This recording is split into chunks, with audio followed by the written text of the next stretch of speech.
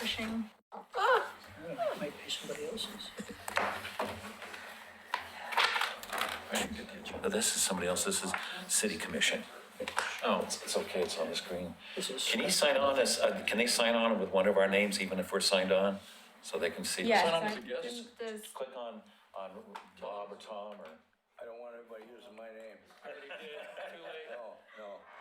too late. All then sign right. in. I did. Good evening and welcome to the January 14th, 2019 Planning Commission hearing. I am starting it because there is no chair.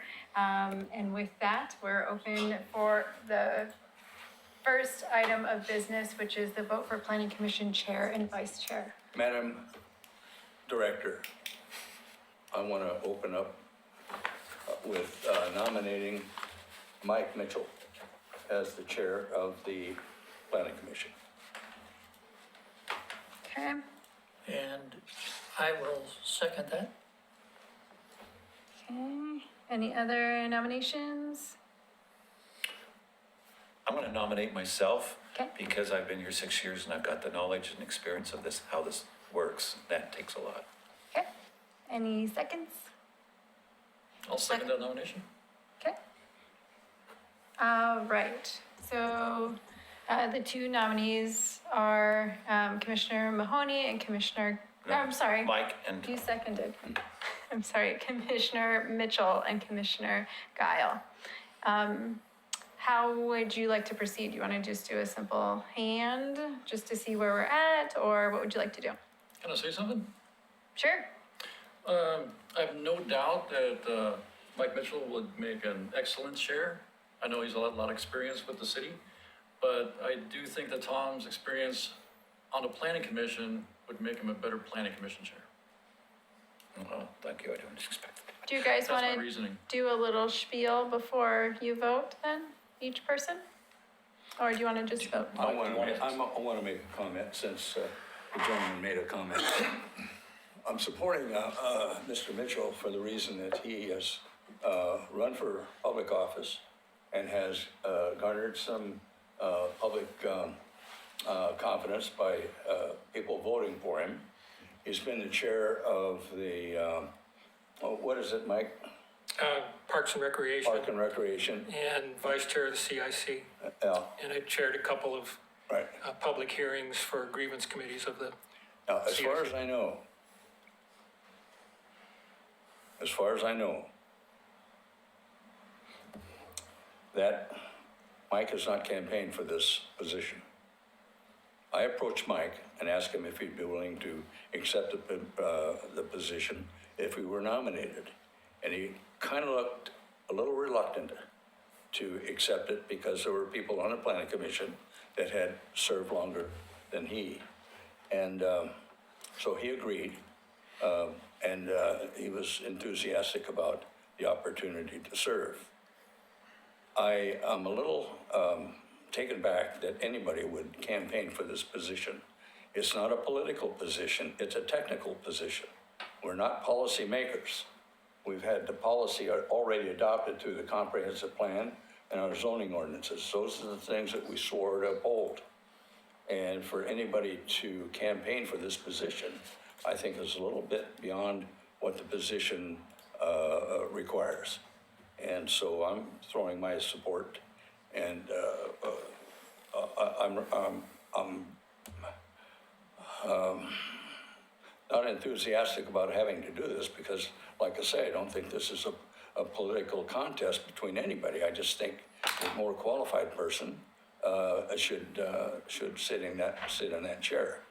And for that reason, I'm going to support Mike. But I think that the way we ought to do it, either because this could be contentious, because I've never seen two people running against each other on the planning commission. I don't want it to be a contest. So I don't know how it would carry. What's the best way to approach this thing equitably? Well, let me pause on that part, and then if there are any other items for discussion or anything else anybody wants to say, and then we'll figure out how to vote, if that's okay. So is this the time to say something else? Yeah.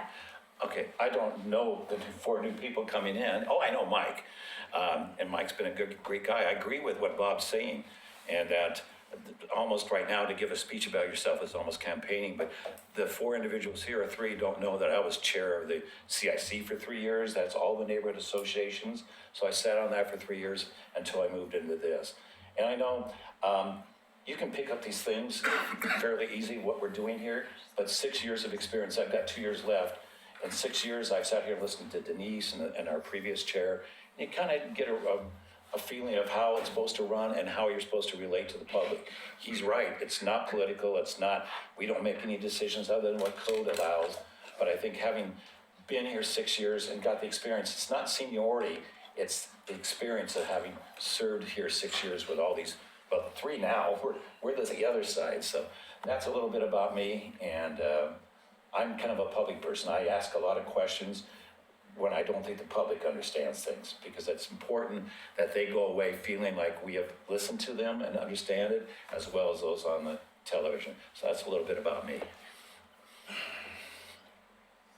All right, any other comments before we vote? I'll speak a few words about serving with Mike Mitchell on different committees.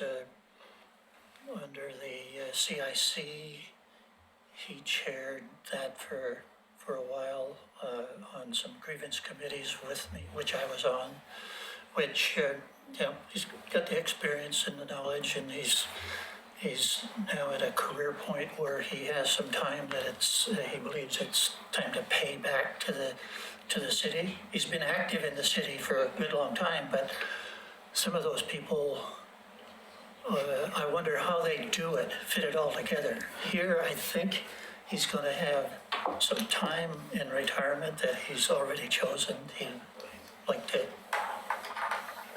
He showed he ran for the city commission, and now we've made a motion that he chair it.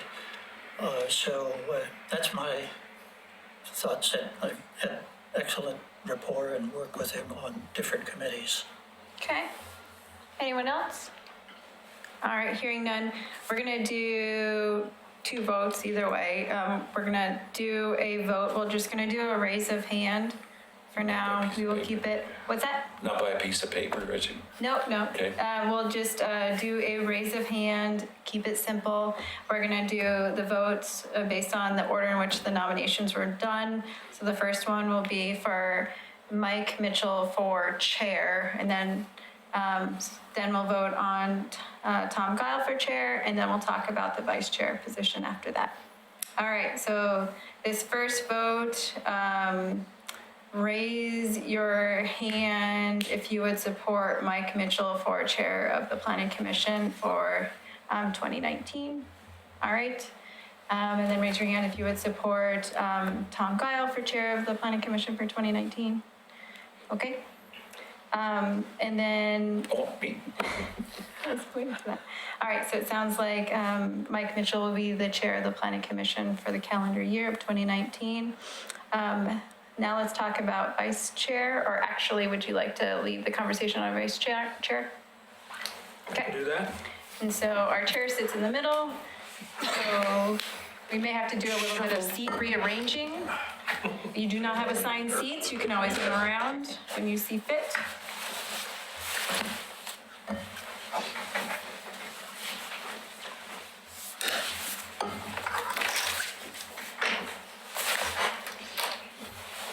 Okay. Thank you for the support, everybody. We will open nominations for vice chair. Madam Chair, Director, this good-looking young lady right there, you, I nominate you for vice chair. Do I have to call out her name? Patty Gage. Patty Gates. I nominate Patty Gates for vice chair. And if you say no, I know where you live, so.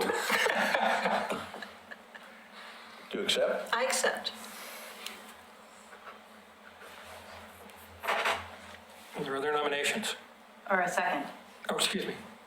A second. Thank you. I will second. I'll I'll third it. Okay, other nominations? Seeing none, we'll go ahead with the vote. All those in favor of Patty Gage for vice chair, raise your hand. Okay. All right, done. Okay, we'll move on to item number 3, public comments. And we have 2 esteemed gentlemen in the room. Do either one of you wish to make a public comment on something not on our agenda? Nope, okay. So we'll move on to item 4A, under general business. Prioritize Planning Commission requests to the City Commission for the 2019-2021 biennium. Ms. Turway. Thank you very much. So I'm here this evening to talk to you about some requests that were made to the City Commission. As you recall, this year, we identified a couple of policy items that we'd like to discuss.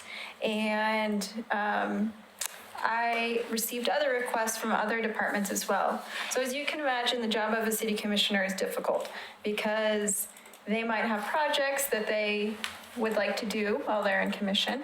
And then staff has projects that we suggest as well. And then they get projects from the citizens, and they also get projects from various boards and committees. This year, we had a suggestion of projects from the Natural Resources Committee as well as the Planning Commission. So the list is long. My hope is to reflect back to make sure I understand your projects, since I'll be talking to the City Commission about them at our goal-setting retreat on February 1st and 2nd, which is open to the public. And then 2 is start to identify how to prioritize some of these projects, so they know that this is the one project you guys really want or not. Also, there was a change in the commission, so it's good just to check back. But I check back with NRC as well to make sure, again, that I understand what you are proposing. And then included in the agenda packet, I wrote a little summary of guesses at what I thought the projects were and what their scopes were and how I thought they could or couldn't fit into the work that we have. The planning division lost a staff member, so we're fully staffed now, but our number is lower. So we're at 4 people in the planning division, and 1 assistant planner, 2 planners, and a senior planner. And we work on a lot of projects. So for me, as a director over planning, that it's important for me to know what your priorities are and for you to know that I have to prioritize all these projects. All of them are all very good projects and very meaningful. Again, I think the challenge is where to focus our time and efforts. So we're primarily focused before us trying to figure out what goes in this biennium budget and goal setting. They go tail to tail. The biennium starts this summer and it goes for 2 years. So now is the time when we start to assemble things, and then we put the budget together, and then it all gets adopted and effective in the summer. All right, so there's a list of updates. I reordered them a little bit, and you'll see why I grouped some of the topics together.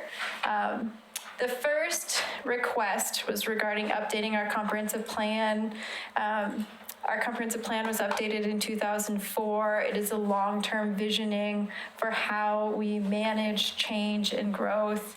It identifies what we want to be when we grow up, how we handle things like annexations, environmental protections, how we address larger city issues, how we address state goals, and things like that. I had made a recommendation to the City Commission that we also update the comprehensive plan. I know that was a very strong recommendation of the Planning Commission previously as well. Overall, I feel like our comprehensive plan is actually pretty good. It's just a little old at the moment, and I don't know that the vision is that far off, but we don't really know what our vision is, and we don't really know. And it's a good time to take a look at, are we doing great public engagement? Should we be doing things differently? As you know, there are lots of chapters in our comprehensive plan, so it lets us look at a variety of topics. And some of the topics that we'll be talking about tonight I think do relate to the comprehensive plan. So you'll notice that I've sort of deferred to say, let's go through our process and prioritize through that too. So I recommended that we do proceed with the comprehensive plan update. The budgeting for that is a whole separate issue that you needn't worry about, but it's very expensive. I think a comp plan update is going to take a long, long time. And I think because there's so many parts to it and we want to make sure that we do it right, I tentatively envision a project where we spend a fair amount of time understanding what people want in the future for Oregon City. So before we get into how we address historic things or annexations or you name the thing, however we address infrastructure, first we need to figure out what people want and do a thorough and sincere job listening. And so hopefully we can do a listening session where we understand what people want in the future and the direction we want to go, and then we can kind of compare our comp plan to it. And then I'm hoping to break down our comp plan into a bunch of smaller projects by chapter perhaps, and then we'll get each chapter by chapter updated separately. So break down that big dinosaur into smaller bites so they're a little more palatable, and then we can get more focus groups talking on them as well. So it's not such a big project. So do you guys want to give feedback while we do this, or at the end I have it sort of summarized? I would think you it might like? be helpful to hear all of your comments. Okay. If everybody's okay with that, Yep. hear your comments on all of them, and then we'll loop back around and Okay. talk about all of them. The next one was talking about short-term rentals. The Planning Commission identified that the process for renting a place for less than 30 days is onerous. It requires a conditional use in residential areas, and it has its own set of criteria too. So that takes time and money to do a conditional use. My recommendation is there's a housing chapter in the comprehensive plan. It's goal 10, and it relates to other goals too, but it's to really think about it in that context as well. As a side note, we're currently doing a housing needs analysis and a buildable lands inventory, so we don't really know what types of housing we need. We suspect that we need all types of housing, but we really want to understand when we tweak these criteria for short-term rental, what does that affect? How does that affect our housing stock and inventory as well? So in a sense, I am suggesting that when we have the housing discussion associated with the comprehensive plan, or these broader discussions with the public about what we want to be like, say when the legacy site gets big and we understand that that might lead to changes in our community, that this come out of a work plan associated with that. Same thing with rezoning. There was a request to rezone property that was zoned that is existing manufactured home parks. Again, I kind of want to see what is our housing needs analysis, buildable lands inventory. I think we need to be very thoughtful when we rezone property, particularly if we rezone it to be a value less than it is today. That can have significant impacts. So this is the same sort of recommendation. Let's look at housing in a thorough, comprehensive way with the comp plan update, figure out where we're at once we get some data and statistics, and then think about if we want to rezone. There was a recommendation with a menu of really good options for how to address affordable housing, and it was more than the code. So we know that we're in the process of a code amendment update, which has a variety of amendments, but a lot of them relate to removing and reducing barriers for housing and providing different housing alternatives. And so what the commission here was pondering really well was, what are the other things that we can do? And so there was a really nice list of other options available to the city should they want to do that. The city commission has met a couple times in 2018 exploring two of the options on the list. One was inclusionary zoning, and there was a little discussion on that, but not a lot. So when someone builds, you make them have a certain percentage of affordable units, however you define that.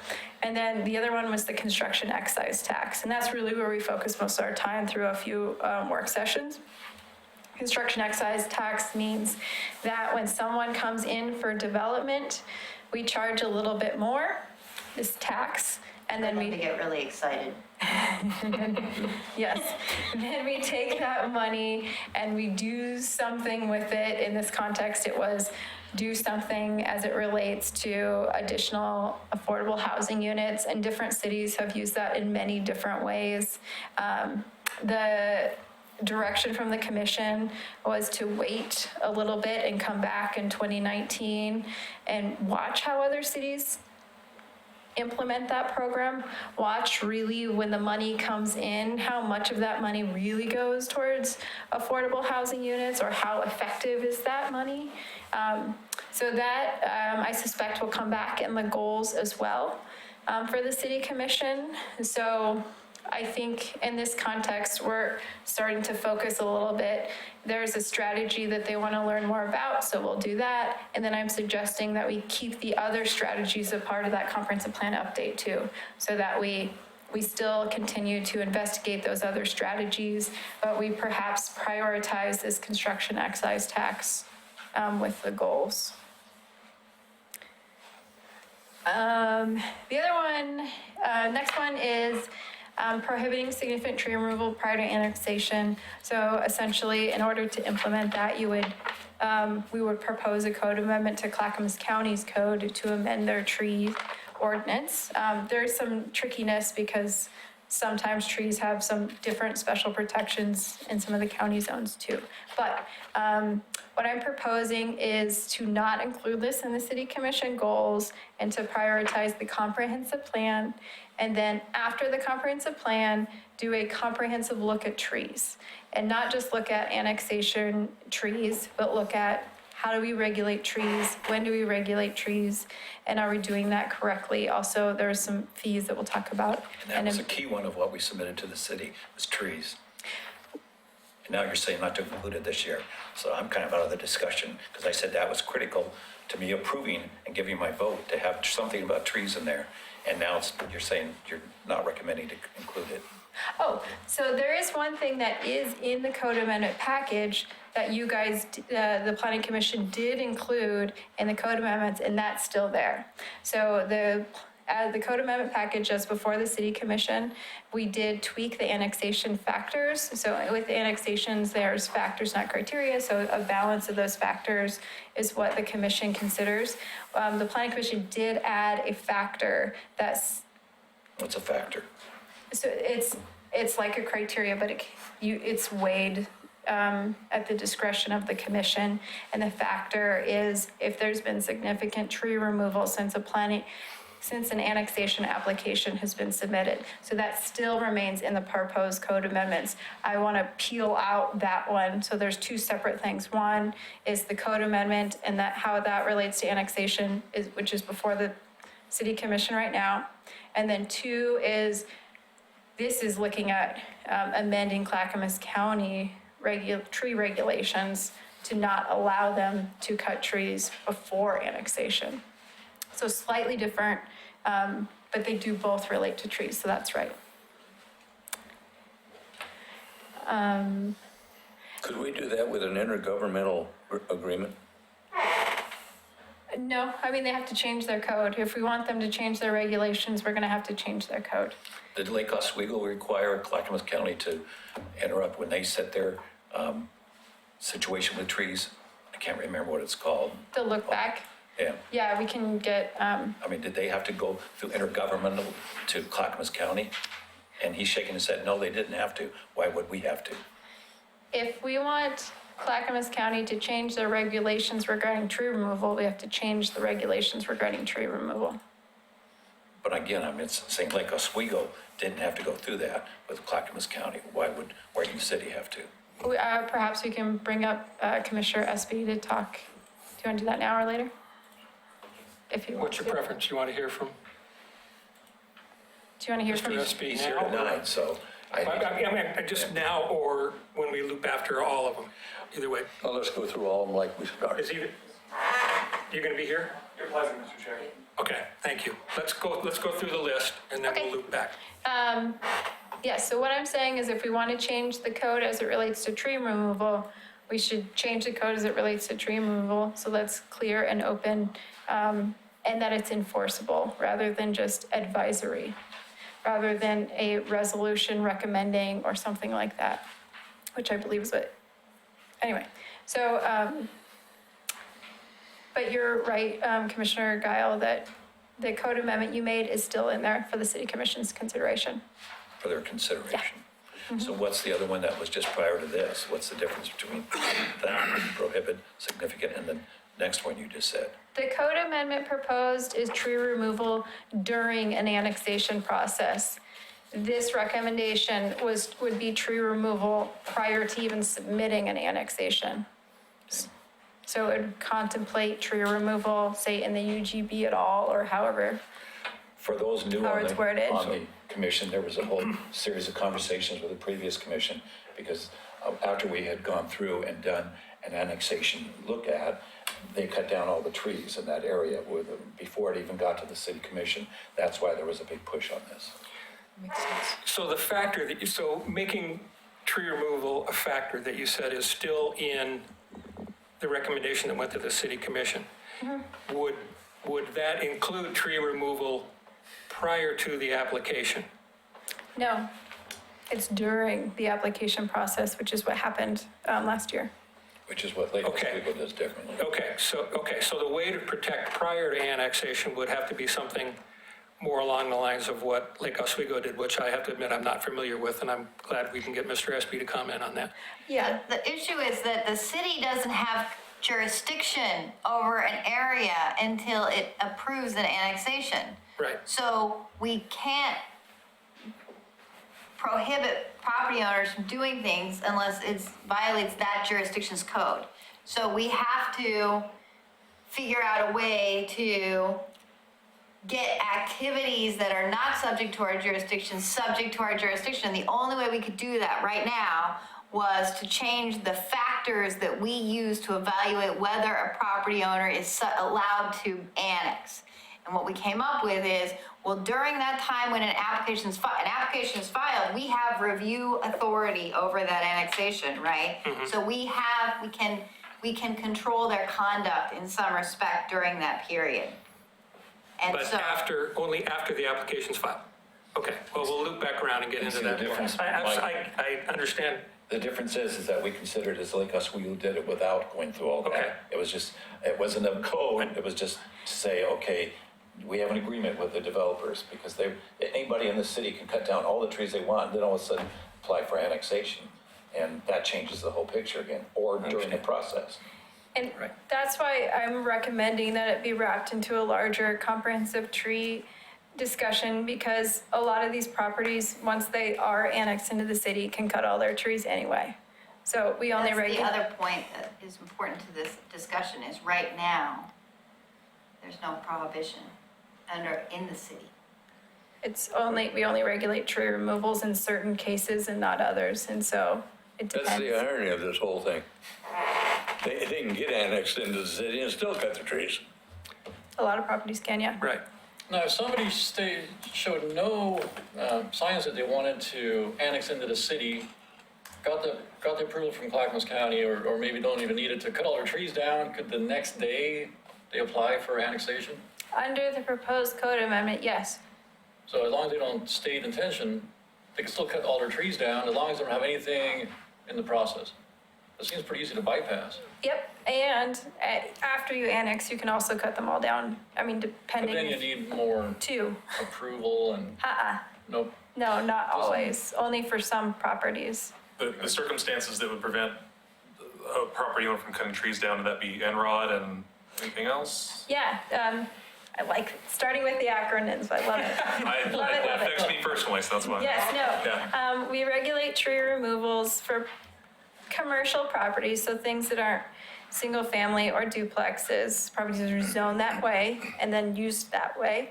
Also, we regulate tree removal for properties within environmental overlay districts. So some properties on geologic hazards, steep slopes, landslide areas, not all, there's a minimum threshold there. Same thing with natural resource overlay district, NROD. If you meet a certain threshold, we do regulate it. If you stay below that threshold, we don't. Some historic districts, it's written into your nomination by your designated, sound individually designated. There can be a point where we look at tree removal, but for the most part, if you're not going through any land use applications, that's the biggest trigger. Overall, the largest triggers are environmental or going through land use. And when you go through land use, the loophole now is you can cut your trees and then apply. But if you cut your trees during the application process, then you have to plant more trees to mitigate that. So that's where I'm suggesting that after we take this big picture look at the city and the comprehensive plan, goal 5 resources. I mean, there are a lot of things that we'll look at in that comprehensive plan, but after that, a next good project would be to look at trees in a really thoughtful way, because we regulate it in, I don't know how many we regulate it in very many different chapters, and we overlay this and we come up with a program that is not comprehensive. It's just in bits and pieces. When a property is newly annexed, is it automatically, if it meets the criteria, is it evaluated to be placed in one of those districts, or have one of those districts placed on the property? Or, so for instance, if there's a creek running through the city limits and the next adjacent property that would qualify for the natural resource district, is part of the annexation such that they will be in the NROD, or is that a separate action? It's a great question. We do have, we evaluate them in our concept plan. So for natural resource overlay district, it now goes to the urban growth boundary. So it's all part of it's in the natural resource overlay district as part of the annexation process? Okay. Yeah. Okay. And then there is a request to increase fees associated with tree mitigation. So I put that as a part of that bigger tree analysis. Also, in pure transparency, I'm trying to find the emails to go back to figure out how we calculated our tree fee in the first place, if we already did the 150% or not, and I'm not totally sure but I'm working on it. There was a request to update the urban growth management agreement. It's old. It was the first with the county, and we've been told a few times that it's the most beneficial towards the city. The county has been wanting to update UGMAs, urban growth management agreements, and so we've met with them lots of time over the years and run into larger issues like transfer of roads upon annexation and other things like that. So this is one of those that comes up, and then we try, and then something else happens, and it doesn't happen. So I don't think that it's a big enough project to make the city commission goals, but certainly something we should keep on our list and consider doing, and we will do it anyway.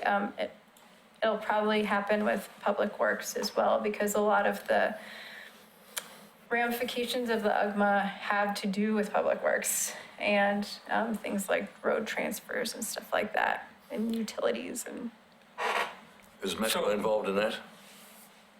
I don't think so. Are we talking about the expansion or just the management? Just the management. Okay. So you said that our agreement with Clackamas County is more favorable to the city than the other cities in the county? Yeah, like an example of that would be with other cities, sometimes the county will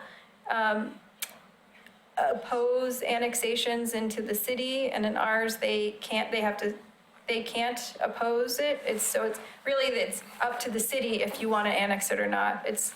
And the county Can't stand in the way. they can't stand in the way. So Okay. it's clear So authority. ours is more beneficial to us than any others? Okay. So since we were first, that was another one of our firsts, but they changed it. They've changed the rules a little bit since then, but they are going around trying to update them all. Okay. So we've met with them a lot over the years, but that's all I had. And then I had a summary for you to talk about all of them. And I'm here to answer any questions. Again, my goal is to figure out what is the planning commission's priority make sure that I understand what you wanted appropriately. And also encourage you guys, if you want to show up to the goals retreat, you certainly can. If you have more than quorum, let me know. And yeah, I'm here to answer any questions you have. Goals retreat. February 1st and 2nd, it's a Friday and a Saturday where the commission goes over these goals and identifies.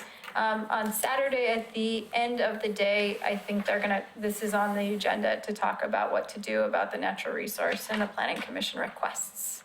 So it's sort of like a work session on steroids? It's a 2-day work session. I don't know if it's a goals retreat is the good name, but Where's it held? I think it is, I will get back to you. I think it's at, down on Washington. I'll have to look. Like locally or? It is in Oregon City, yeah. Okay. Yeah. Retreat would suggest that it was, I don't know, Central Oregon or something. No, So, no, okay. it's not that It's kind. Good. Okay, so shall we start at the top of the list here and dig through these a little more deeply? Updating the comprehensive plan, including short-term rentals, rezoning manufactured home parks, and affordable housing strategy. So that lumps a lot of stuff in there. Comments on that? Well, I'd like to include our guest commissioners Sure. in whatever comments we make. Yeah, because they set this up. Right. Well, why don't we hear from them now then? Any, I'm gonna come up, but any and all? I was invited here to have a discussion with you. I'm not here to testify. So if that's what you're interested in hearing from me is testifying, I don't want to do that. I'm here to have No. a discussion with you, not just on one of these, but all of these, because we spent a lot of time talking about that. I Can understand. you say your name and for the that's- record? That's what we want to. Go ahead. Need another chair. So we were specifically invited by Laura. Yes. To get to go. I understand. That's why I called you up. So ask away. So introduce yourselves all, please. Denise McGriff. Damon, maybe Oregon City. Paul SB Oregon City. And thank you all for being here, and thank you again for your service on the Planning Commission. So there's a lot of, I mean, how do you want to do this? I know you don't want to testify, so do you want to just bring up one of these topics and then whoever cares to comment? Well, you've got the This first is- one, so you can feel free to ask questions. You've got 3 of my colleagues sitting there Yep. who also participated in this process as well. So Right. we were not doing this by ourselves. Okay, well, I'll start the discussion by saying, I think update the comprehensive plan needs to be at the top of the list. But I think that we maybe have lumped in some things in that don't really, that shouldn't be a part of that and should be their own separate items. I would concur with that. I'm following on the many months, probably years of discussions that I've had with Bob about the comprehensive plan, and I think he and I are generally in agreement that the comprehensive plan is really more of a living document. It's not a static document. It should be looked at on a regular basis, not just when the state is asking us to do periodic review, because that in itself is, for those of you who don't know, periodic review, after your comprehensive plan is updated, you have a periodic review of your document.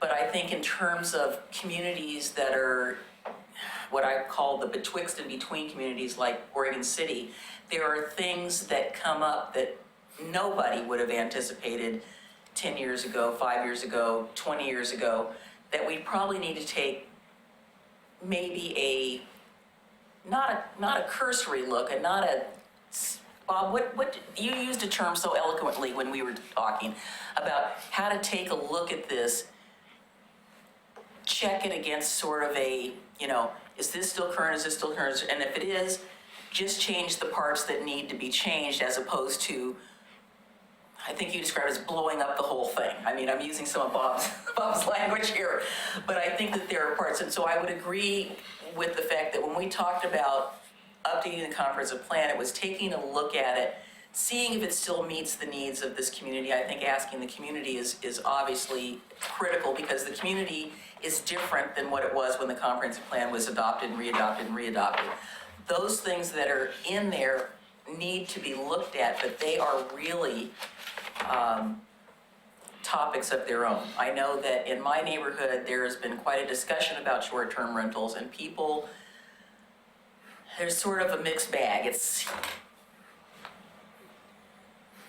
People want to allow a little bit of flexibility, but they don't want their neighborhood turned into little mini motels or, whatever you want to call it, where things are coming and going. There's one down the street from me right now that it's causing problems. And it's just one of those things where we need to bring those people in, those folks that are wanting to do this or doing it, and just be honest. Let's just get it out. Don't, try to hide it. But yes, I think as we all discussed, and again, this is not to beat staff up because I know about expediencies of time, having been there myself. You lump too much stuff in there and then everybody gets confused and everything gets overlapped and it's all related in one big way. But Bob, could you maybe in a radio, did I summarize correctly kind of some of the stuff that we've talked about over the years just on the plan? Would you go back and repeat that? I missed. Well, the one thing I know after 25 years in this business is the comprehensive plan is a very emotional thing to get involved in. Rather than logic, it seems like emotion takes over. People are afraid of change. Really, just afraid of change. I'm watching my grandchildren grow up right in front of me, and I'm mad because they're growing too fast. Well, the same thing can happen to a city. What we're looking for is two things on each end of the scale. The ability to welcome free enterprise to do its thing, because it's going to do its thing anyway. And we welcome that, because if it doesn't do its thing, nobody gets a paycheck. And that's what seems to be in everybody's mind. That's who's not getting a paycheck here lately. And the other thing is to have some sort of standards and restrictions that protect the public policies, the public benefit, the public health, safety, and welfare. And somewhere in between, we both meet so that like Denise says, the living document, the Constitution, the land use constitution of the city gets to breathe and work, all for the benefit of the public. That's what we're here for. The free enterprise system can take care of itself as long as we don't strangle it. And we can strangle it, really, just by a stroke of a pen. We can raise the rates of what it takes to get a building permit in this city ad nauseum, or we can relax things where everything is a shootout at the OK Corral, see. So what we have to do, and the benefit of our collective wisdom, is to arrive at a living document that we refer to, as opposed to the zoning ordinance and regulations all the time. What do you want to do, and what's it going to take to get there? It's called the comprehensive plan, with judgment, good judgment. Free enterprise system here, the marketplace, and public input over here. And I don't like to rely completely. I understand. What's the city want to be? Hell, the city doesn't know what it wants to be. Really. They want to be free. They want the freedom to be able to go down to City Hall and get something done. Well, our ordinances have to be designed that way to allow them to do that, and at the same time protect the public interests, you see. And that document has got to be living and reviewed and make sure that it's working and it's not so technical and so involved that a Philadelphia lawyer couldn't understand it. So we've got to come at this thing from that direction, and I don't have the answers to it all. I think collectively we'll give it a good shot. And we have limited resources, and I mean limited. We just don't have the staff, the money, and the time to do everything that everybody wants. So we've got to come up with a document that works. And how you But get I there? think it's good to develop the policies, so when you do have the staff and the money and the time, you have the framework to implement the things that you want to implement. I don't think a lack of staff or a lack of money or a lack of time is any excuse not to do good planning in the community. And so I've got a couple of things I want to say. First of all, for comprehensive plans should really be based on a quality of life index. Parks, traffic, air quality, urbanization, you name it. There's a whole list of things that you should be looking at that as an index to revise your comprehensive plan. You want to look at each one of those things and look at each of the related policies to see if you're meeting the marks and if you're really actually meeting the citizens' needs for that quality of life. And then you could even, do a 1 through 10 analysis to see where you're at on that scale. Traffic, maybe it's about a 5. Parks, maybe that's about an 8 or a 7 or something like that. The other thing is that I would really like to see some comprehensive planning in our urban services boundary instead of just using an R10 as a holding zone and having those zonings be just kind of brought up to the will of whoever wants to develop the property without any direction. I think that the city should have some actual direction and zone those properties. We've done some of that already with the South End Master Plan, with the Beaver Creek Master Plan, and the Park Place Master Plan, and I applaud that. I think that's excellent, but it's a start. And so those kinds of things should be spread out throughout the entire urban services boundary, and the zonings should be made. And I think that really, the more, of course, I'm a traditionalist. I think the more dense zoning should be concentrated towards, transit and large corridors, and the larger lots should be out in the hinterlands where the lots are underserved by, inadequate roadways. And then I had one more thing, but I completely forgot what it was. Issues regarding trees. Yeah, well, There was I mean, thing, yeah. you and I also talked about the fact that, we talked about quality of life. Our downtown has taken, I don't know when all of you moved here, but downtown has been struggling. It's getting to the point to where people are thinking it's charming. Rocky Smith has been beating the drum for his entire life about keeping what makes Oregon City unique. Right. We can be just like any other community, which is kind of what's been happening up in the upper reaches. Because you go there and you don't know if you're in Tualatin or Tigard or wherever, because there's not a lot of character yet because it's still forming. But we can't throw the baby out with the bathwater. Oregon City has the right to say, I'm sorry, Mr. or Ms. or whoever, developer, your project is not right for us, but thank you. We do not have to say yes to everybody. Why do we have to say yes to everybody? We should be able to say, no, we'll let you work here, develop here, but we'd like you to do this. That sets the tone for our town. That sets the tone for what we want to be. I mean, So I got a couple more points. I know we are If unique. I can. There is no other community in this region, state, that is like Oregon City. We have to make sure we hang on to that because that's our bread and butter. I ran into Charlie Hales at Sweet Masterpiece over the weekend.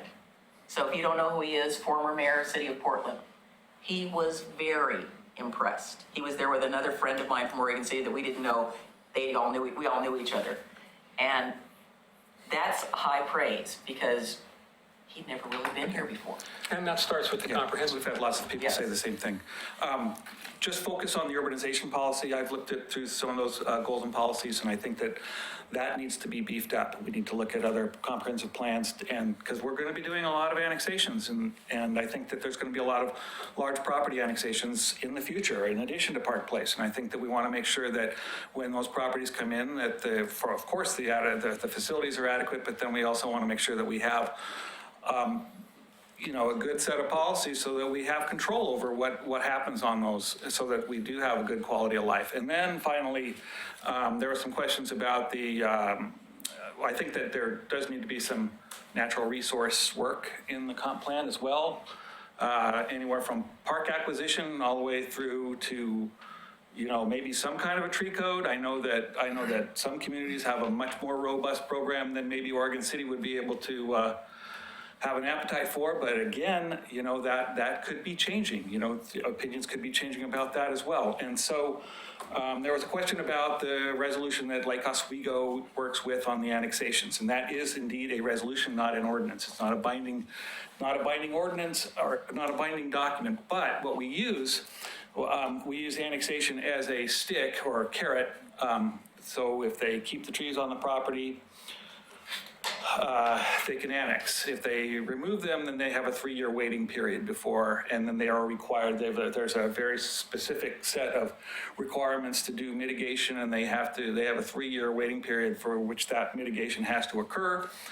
And then, once they're done, then they can come into the city, and the city then has a tree code that's fairly robust, and so they continue with keeping those trees on the property. And so that works for that community because they have both the resolution before you annex and then the tree code after you annex. And so the trees always stay, and we have some leverage on being able to keep the trees upon development. But that's support of the community, right? Exactly, and the community supports that for the most part, depending upon which community you talk to, right? And what day of the week? And what Yeah, day of the week. week. But, I think what they do a good job of, though, is because they do a really good job balancing the needs of the citizens with the needs of the development community, because we also it's behooves all of us to make sure that we serve the development community adequately as well. So tree code, that'll be an interesting, or a tree preservation of some sort, tree protection during construction, those kinds of things, could be interesting things to look at in this community. We'll see what happens. We'll see where we go with that. But And do you see that as part of as Ms. Turway's written on here, an overall tree policy? I think that you really do have to get some overall policy in the comprehensive plan to get community support so that you can develop the implementing language for that. I think it's really important to make sure, because you could end up coming forward with this great tree code and no one's going to support it. And the comprehensive plan process gives you an opportunity to kind of test the waters to see how far people are willing to go and how interested people are in preserving their trees, or maybe everybody wants to cut them all down. I don't know. But that's what the comprehensive planning process, I think, does, even though that's kind of puts a lot of process in front of what we actually want to do.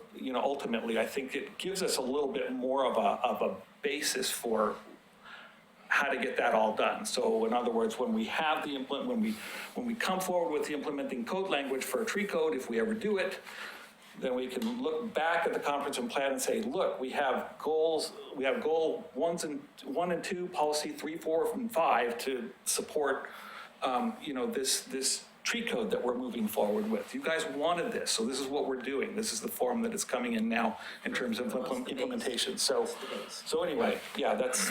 I want to make sure I understand.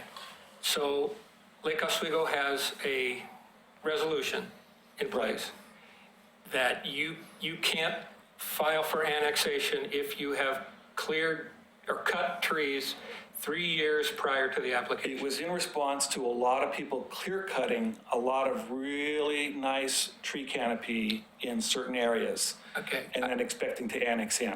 I have to ask this question. Yeah. And this is something well before I was appointed to the Planning Commission, a discussion that Commissioner Guile and I had. Oh, yeah. Law of unintended consequences. In the big scheme of things, 3 years is not that long. Nope.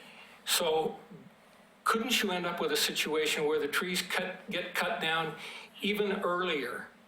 Because I'm a developer and I know, I got my land plan and it's going out 10 years. Mm-hmm. I'm going to want to do this one in 2022. So I'm going to go cut the trees now so that I'm past the 3 years.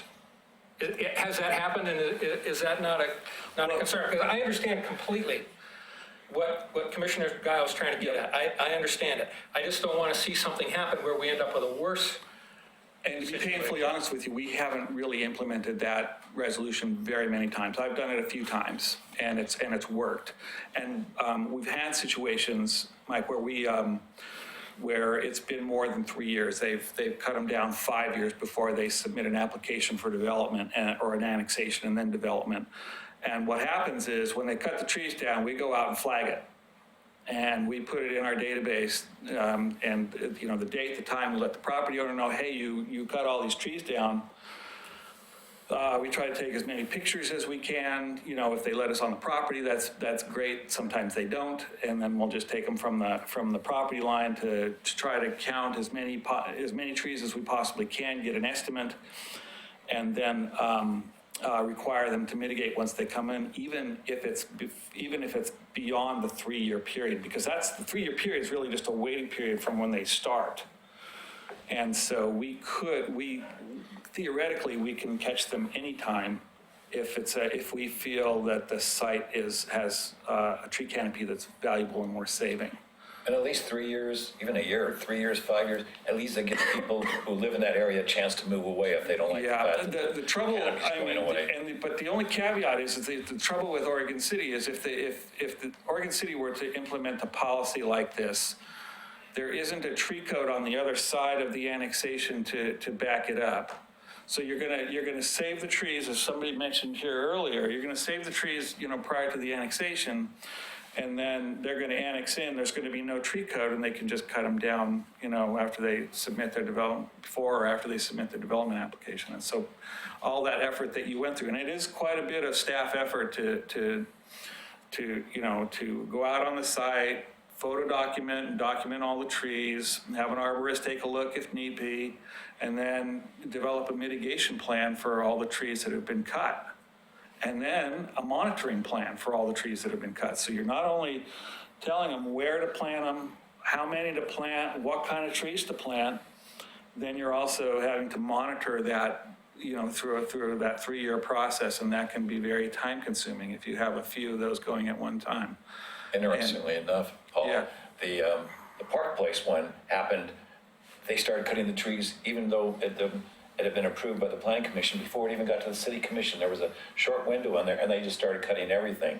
During this last windstorm, I was Yeah. ready to sue if one of those, now there's just one string of trees on the backside of all our property, and the wind was taking those because there was nothing to buffer them, and that's why I talked about Right, and you that's- move away if That's if they're between gonna them do and that. Clackamas County. They're subject to all the Clackamas County rules for tree removal, nothing. which I don't think they Well, have. you should have seen those trees. Very much. There's so many branches that came down, not just my yard, everyone's, because they took out the buffer of all the other trees. Right. Damon, Just did you left want us to say small. anything about the comp plan issue or the Several things. UGB issue? So- Kind of already got into trees. Yeah, well, back to the comp plan. The comp plan isn't expired until 2024. So there's no reason to hammer into it and go crazy. We've got 5 years to work on it and put it together right. So, and it's gonna take 2 probably just to get through it, just to get through all the public comment period of it. That's why I was pushing for us to get started now. So it isn't one of those plans that ends up expiring and we're still working on it. Secondly, I don't think the short-term rentals thing should wait for housing, because it's not housing, it's tourism. And it's happening right now. People are doing things illegal, and we need to look how we can legalize it, if we should, and how we regulate it. We're losing hotel tax dollars. It's costing us to wait 2 or 3 or 4 years to begin to address it. People have came to us during the meetings and said, this is happening right now. I tried to do it legally. It was impossible. So it needs to happen now, right alongside things. The same thing with the tree thing, as Paul was talking about. If we don't have the right language in the comprehensive plan, when we try to implement any sort of code, then we're either going to have to change the comprehensive plan, yay, that's so simple, or ignore the situation and push it out later. I think they need to be parallel processes, and they need to cross-pollinate as we're going along. I would hate to think that we could have a very successful tree plan that fails because we didn't have one sentence in the comprehensive plan. You know, like you said, it needs to be attached to goals, it needs to be attached to visions, that sort of stuff. So it needs to be parallel. And you've got a perfect group to do that. The Natural Resource Committee can be working on that and then can be talking with that. And you know, they can do most of the heavy lifting. They've done it 3 times before. We've got the dust on the plans on the shelf to prove it. So, you know, it exists, but there was always, well, that's not really part of the comprehensive plan. Well, now we need to, you know, do it. As far as reaching out to pre-annexed territory, look, there's this thing called an Urban Growth Management Agreement that we're trying to redo with the county. One of the things that we can maybe get the county to agree with is that property in the urban growth boundary is subject to Oregon City's natural resource regulation. Ta-da! We are now in charge of what happens with trees in the urban growth boundary. That's a simple fix. You know, I mean, it may not be, it's a simple fix, not necessarily easy. No, But, it's easy. So, you know, and irrespective of that, again, people are coming to us to ask permission to annex. They don't have the right to demand to annex. You know, we're in control of that. So if we set a boundary, then we can set that boundary. You don't get to come and knock on our door. It has a no solicitation sign if you've been cutting trees down. You know, whatever the case may be. So we don't necessarily need to have the county change their entire code for the entire county when it's something with us. The UGMA is a perfect opportunity, I think, to do something like that. How would you recommend we not open up the whole thing as Laura has already indicated? Part of the problem was we've had personality conflicts with the county, and we need to get that out of that so we can get our work done. Yeah. And people of the personality issues need to like get out of the way so we can get some work done. Well, I mean, you know, the reality of it is if we're looking at a 2 or 3 year constant push. After a while, people get tired and they either agree or they never open your door for you again. We need to find out if that's which way it's going to be. We've got a new county manager coming in. That might change some of the stuff. You know, however that may be, I don't know. I don't deal with that. I do have to say I'm very excited about the construction excise tax. So we're going to have, yay, people are excited about construction, right? Is that? You passed the test. The other thing about that, though, is I think a construction excise tax is a little hypocritical. We are going to make unaffordable housing even more unaffordable by making it cost more so we can make housing affordable. I mean, wait, so we're going to push the goal further away from people to be able to afford houses so we can build you the houses that you can afford. And it's like, well, you know, I think something other than an excise tax might be, I mean, that may be one of the things, but it already costs almost $30,000 additional to build a single family house. And it costs the same for a duplex because it's $16,000 for each half. So, you know, we push it to $38,000. You know, I mean, people are already struggling and the rates are going up for rent, for loans. So, you know, I think we need to, well, first off, I don't think that's a planning commission thing. We didn't talk about an excise tax. I know, but I'm saying all these excise tax or SDC forgiving or whatever it may be, that's something that the city commission needs to deal with, and you need to keep that off your plate. Only say, the things we planned don't work in a vacuum, you need to give us more tools if you want affordable housing to work. So there's where my thought is get the Natural Resource Committee to work on putting together a comprehensive tree regulation for however many years before somebody annexes until, you know, up to and including when they become a city property. The manufactured home parks. Right. I think they should stay. Well, I think they need to become their own zone. And I think it needs to happen now, and you'll have 3 or 4 years until the comprehensive plan is approved. And if things show that that wasn't a good thing to do, then you change it when the comprehensive plan comes. But if we wait 3 or 4 years, what may happen is every one of those gets gobbled up and disappears. and then it becomes a moot point because they're all high-rise or 50, 5,000 square foot single-family homes. Because some of them are in some pretty nice areas with some really good views of Mount Hood. And I don't think only rich people should have that view. So I think we need to have the city commission, go ahead with that zoning change, and then use it as a touchstone as we're going along with the comprehensive plan. Is it appropriate? Is it appropriate in all these locations? Should some of them be zoned back? I understand the concern about, well, it can potentially lower the value of it, but so what? It's affordable housing. Affordable housing should be poking people in the eye. Sorry, you don't get to build your high rise. This is affordable housing and it's gonna stay there. I mean, how many houses in New York City are 6-story apartment buildings? Because they said, it's gonna be that, we are committed to that, that is our city's value. It's a rent-controlled six-story apartment. You don't get to make it 108 stories and sell it off to the Saudis. Damon, the question, you make the question there is, who owns the property?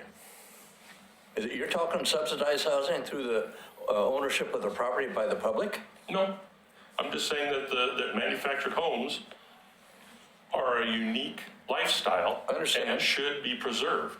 Yeah, they should be preserved, but in the meantime, you got the value of that property increasing to the point where the property owner can't afford to hold on to it. So he's going to sell it to somebody that wants to develop it according to the price of the property, the investment that he's made. And then he's going to say, I got to have a high-rise apartment on that. Guy paid $20 million for that piece of property.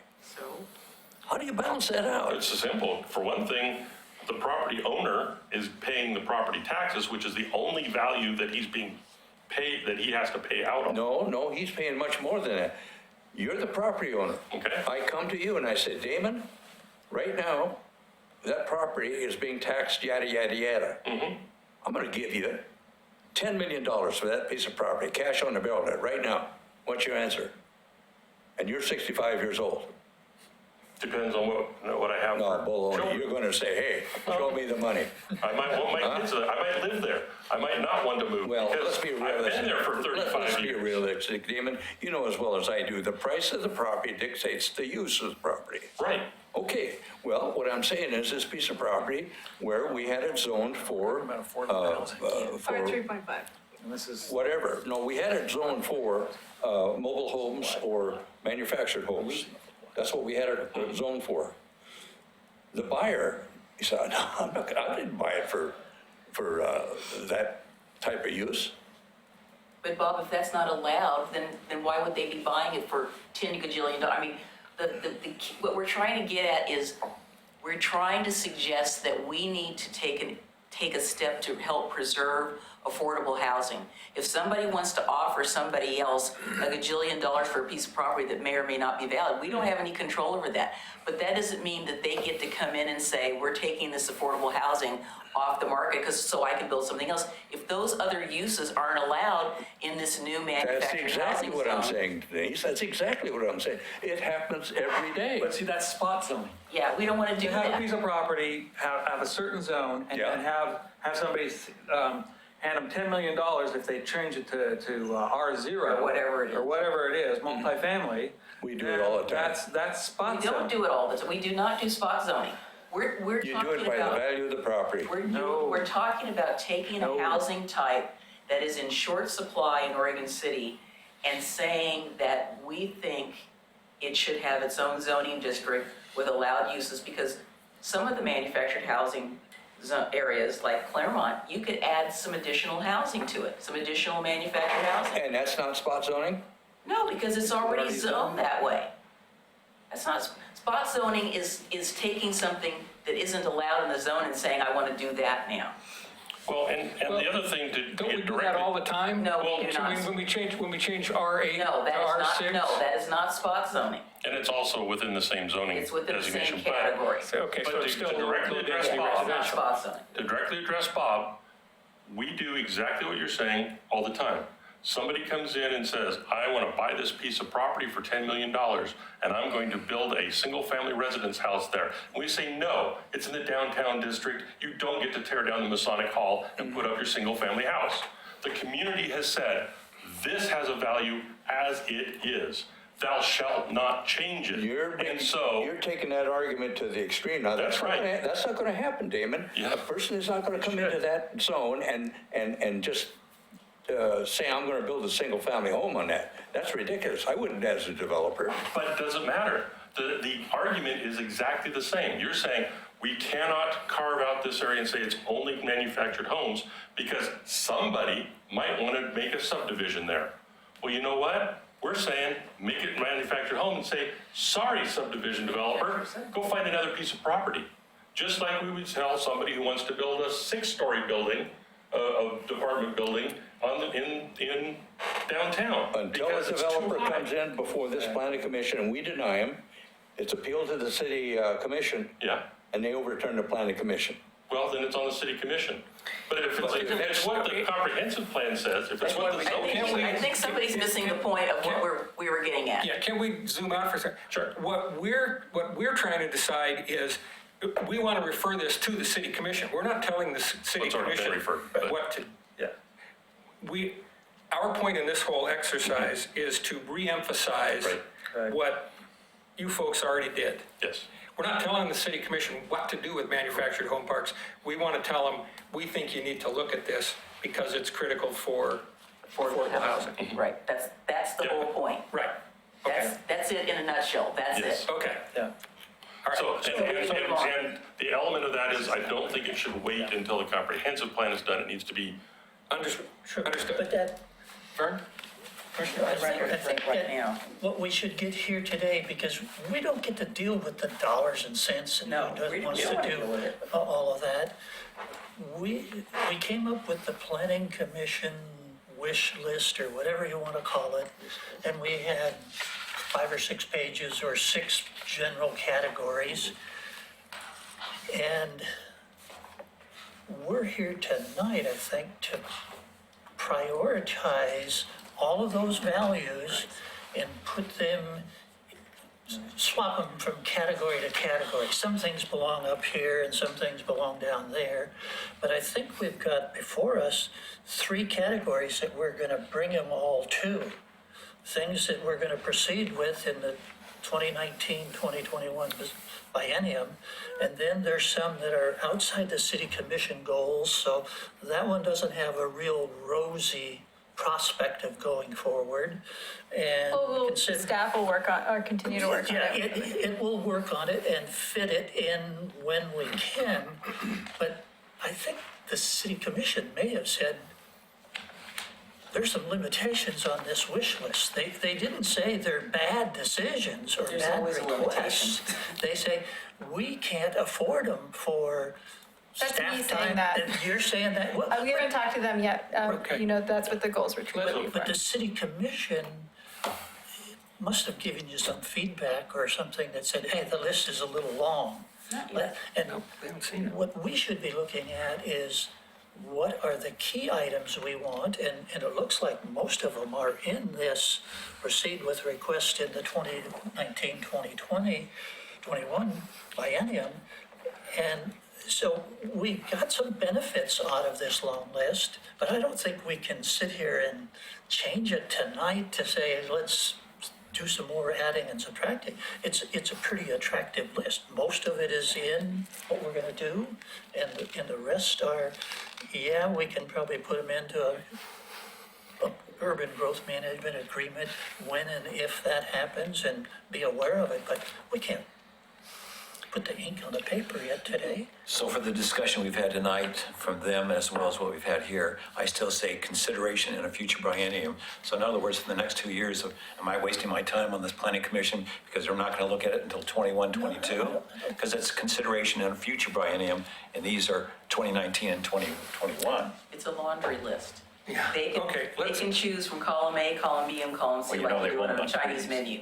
You're just giving them Trees. some things that the commission has said, guess what, we noticed these things. We're giving them to you, you're gonna send some of them back to the planning commission. Some of them are not gonna go back to the planning commission, some of them may go to staff, some might get put on the shelf till later. Or sent to a but- different committee. or a different committee, but it's a list. It's not saying you have to do all these, we're just saying for your, that's why it says for your consideration. I think you, Right. you both pointed that out very clearly. It's for their consideration. It's like, here, we have been thinking, this is what you've asked us to be thinking, not these topics, but we're thinking about the future. Let me try something here. Do we have a consensus that update the comprehensive plan is at the top of the list for the 2019-2021 biennium? Yes. Sure. Okay, I see a lot of nodding of heads. Because of some of the points that have been made and the urgency, do we think that that short-term rentals should be pulled out of that because of the length of time that a comprehensive plan is going to take? I think that's a Yes. pretty good suggestion. Yeah, I like that. Nodding of heads. Okay. $4,800 is a lot of money to. So that one stays in the 29, yeah, because we're asking people to either pay a wacky amount of money or break our law. Right. And I don't like I'm sure putting it's people in happening. that. I can tell you, when I make my recommendation to the city commission, I do not have enough staff to do that. Well, that'll be up I to the only have city 4 commission to people. find you a way to do it. I will tell them what your recommendation is, but I just want to be really clear with you what I say when I'm talking to them. So I will tell them what your recommendation is. What do they Okay. have money to do? Anything? We don't have a That's budget, I don't have the, That's what the budget, I don't have the that's just what the people. budget's for. I don't have the people, and Mike, let me ask you just a quick question. Sure. So I wouldn't say that it's a wacky amount of money. I would say maybe, well, look at it this way. Staff time costs money. Absolutely. To do something, you've also got the issue, no matter what the issue is, of the community or the surrounding residential people or whoever's the property owners around should have an opportunity to participate in whatever that process if somebody is doing something a little different that's going on in their neighborhood. So Agreed. there's a balance there. Right. So we need to help the city recover some of its costs. We also need to be mindful of what people, but everybody's gonna tell you something's too expensive. Right. So I think we let them figure out what the fees are, and if people need to do this, then maybe that's what they need to, I should not have put my value judgment on that. well, it's That just, would- it was easy to say, it was easy to say, I'm just saying. But that I'm not was the criticizing, I'm just comments. saying that Those were the comments that came Again. before you from members of the public. Again, and I said to one of the people outside of the meeting room, I said, yes, I understand, but you are also asking your neighborhood or wherever you are to accept something that's a quasi-commercial use. These people have an expectation that it's X and you're asking to do Y. So somewhere we gotta meet in the middle. Somewhere there's gotta be a middle point.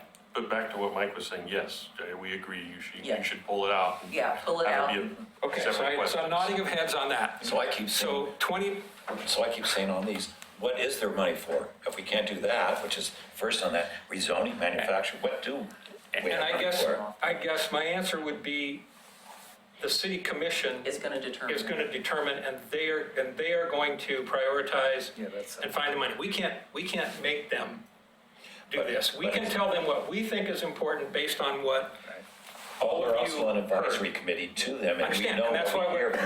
we're going to put together the list. Because we hear more from the public than they do sometimes. Yes, and that's why we're putting together a And list. it may be that the city And as commission we put says, that, have an extra $150,000 to hire another person, because this is that important to us. I mean, that may be one the outcome of this list. we can't Which part would allocate love that to- 150 unless we get Bob here that says, it only takes 10 million, let's throw 10 million out on the board. You can't say, See what can happen. what's the So- financial impacts and how many FTEs a certain policy is going to require. You can say, we want to do X and it's going to take a half an FTE to administer it. We need X amount of money, the financial impact is such. Okay. And then they can say. All right. We could whittle this top category down or leave it like it is. Because that's if we what I'm leave trying it to like do. it is, our expectations are, if we get 80% of it, might be all they can afford, and it's put their judgment around it. If we take it out, It then might we never know come it's back. not gonna. Right, Right. right. So, In a sense, they're all related. Yeah, I hate to say this, because I've had to do this as create a budget. You can't worry about what the dollars are right now. You have to just forward to them They'll work that out. Laura will tear her hair out. You might see her hair later on in the year with a wig, but it'll get figured out. Right. Aisle three, Fred Meyer, Okay. we're gonna see it. Do they have them at Fred Meyer? Okay, so we're going to pull out short-term rentals. Go get one. Do we think that rezoning manufactured home parks is a freestanding item that should be discussing? Not making a recommendation on what the final outcome is, but are we going to recommend, should we pull that out of the comprehensive plan? Again, due to the urgency and because of the length of time it's going to take to do a comprehensive plan. It's gonna take that long time to do rezoning of No. manufactured I kind of think it'd be good to talk about that now. Now, when on a manufactured home rezoning, who does that? Does the city commission just vote on that? Do the people, I mean, because you're affecting go through a people's process. property value. Anyone can process. apply for an application. In this sense, it's saying city should initiate the application to rezone private property, and then it'll go before the planning commission for recommendation, and then ultimately to the city commission for a decision. Okay, good, but for the city to decide, okay, this is gonna be low-cost housing only, can it just say, sorry, your property is gonna be that? What we have in Like the Claremont Park? Yeah, so what we have in the code updates now, so all the manufactured home parks are currently within our R3.5 zoning designation. Although one is not in our city limits yet, but the ones in the city, they're in our 3.5 zoning designation. In the proposed code amendments, we added manufactured home parks as a permitted use in that zoning designation, but it also allows single-family detached and attached and other uses. And so it doesn't say that on those properties only, it can only be a manufactured home park. So that's what this proposal is saying the city ought to rezone to. Yeah, because it's not protecting the mobile home parks right now. We do have a permit, though, if you want to close a mobile home park. The city administers a mobile home park closure permit. And so we do have to approve that, and it involves showing that you've rehoused all the people and that you've given proper notice, and you have to compensate if the homes cannot be moved and that kind of thing. I So think the there is compensation was some, pretty high. huh? The compensation, I think, was pretty high. Someone tried it before, and it was more than the guy was gonna be making money with, so. We've never implemented it. We did it back with Claremont when it was a fear of Claremont closure before, but we've Many never years ago. actually had to use it yet. So, Mr. Chair, I have a question. If we're updating the comprehensive plan, we've been talking about it for years, we just went through a long process of the code, the several codes. If we're gonna take out these things, they're part of the comprehensive plan, what good is it for us to take them out if we're gonna update the comprehensive plan, which involves these? I mean, I don't understand They're not why. part of the comprehensive plan. But we wanna include them in it. No, so this, I think this got lumped inadvertently. What our intent was when we were a commission was we wanted these to be looked at, not as part of the comp plan update. These were Code. things that were a little more timely, and we wanted them to happen. Well, that's what I thought. I saw it So, wrong. not part of the update. So Now, why- maybe we need to add an additional policy in the comp plan about manufactured housing, and that's gonna happen with some of the code things that we've done with equitable housing. Some of that's gonna come in there. But it's really a different issue. And I think with regard to your question, the one that was in the paper recently, while the people got compensated, they had nowhere to move their manufactured homes. That was the big problem. There's Right. no place else for them to For go. $10,000, you can't put your house anywhere. No, you There's no can't. parts available. So people are looking to try to upgrade where they are in place to try to stay so that so their real problem, I mean, what Laura and I talked about, was other things would be allowed within the manufactured housing zone, but it wouldn't, we wouldn't say, okay, now you can put in, 15 single-family dwellings, but you could Yeah. do like a PUD, you could do more manufactured housing Build a community center. center, you Yeah. could, Right. add some more units, again, it's not really any different than the high-density residential. We're not No. allowing single-family dwellings in the high-density residential. We want to preserve that zone for multiple family dwelling units, not all the other things that go along with it. So it's not one of those stacked zones. So it's not really excluding things, but I look at more of it on the side of protection, more of protecting something that we said as part of the update that we valued, that we wanted to create more affordable housing. If we just allow everything there, the likelihood that those manufactured housing subdivisions that we have now are gonna survive are not good. No. They're gonna go.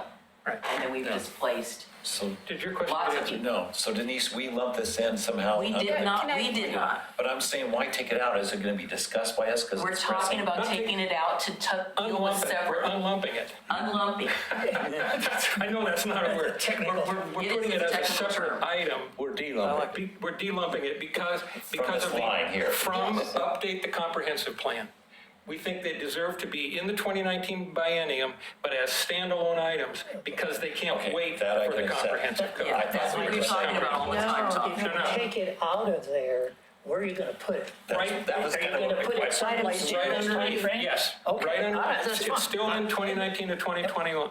It's just, it's a That was my separate answer. item. Yep, fine. That's what I was, I agree. that's what I thought we were headed toward, right? That's what it sounded like. Staying in 2019, 2021, still a top priority as far as we're concerned, but short-term rentals and rezoning manufactured home parks as separate bullet points, Separate bullets, but, okay. not within the timing of updating the comprehensive So plan. my question, Laura, would be, you say it takes money to look at short-term rentals. Isn't that a discussion that the residents come in and that the commissioners on here do? I mean, you just write it and expect us to, not expect, but we just adopt what you say? Or isn't it something that we work on as a committee? Why does it take so The much money planning on that? commission doesn't ever write code. They never have. So, how projects work is that they do require a lot of public involvement and staff time. So money, I like the word resources. Maybe that means money and time and people and yeah, I mean, I have 4 planners. I can tell you right now, this is my list of what I'm recommending to the city commission based off your lists and then NRC's list and all these other things that are going on. I lumped them together to have a more holistic conversation. I can tell you that I do not have the resources to run these other projects all at the same time for these things. So I just want to make sure that I'm very clear and transparent, that I am forwarding your recommendations. I appreciate all of these ideas are good. I recommended the larger conversation about housing, using our housing needs analysis and all that kind of stuff, and then having projects afterwards. And I don't have the capacity to run this many projects at the same time. But I do, I will move forward to the city commission, let them know what your recommendations are. They are good ones. My problem is that you gotta prioritize. So afterwards means that we work on the updating the comprehensive plan, and then afterwards we work on the other things, even though these are pressing right now.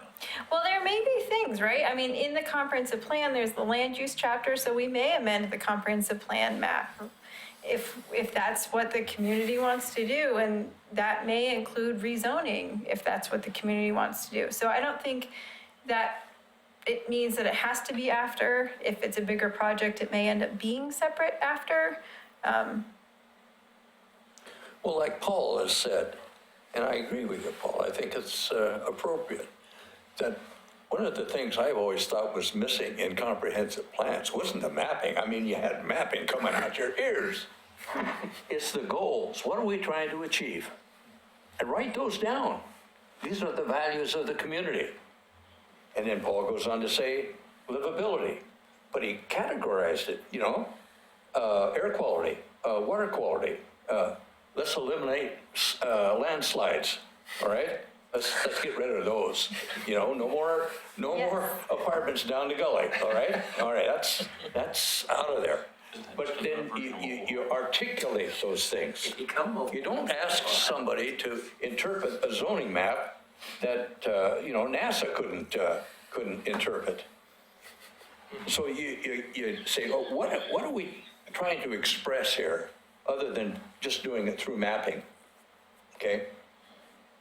Yep. And articulate those things means everybody getting together, expressing their ideas, and coming out with a policy that's written, a preamble to that neighborhood, to that zone, or whatever. This is what we're trying to achieve. This is what we've done to try and get there, okay? Now, what I've noticed here amongst all this friendly conversation is that everybody's saying the same thing, but they're coming at it from different points of view. Okay?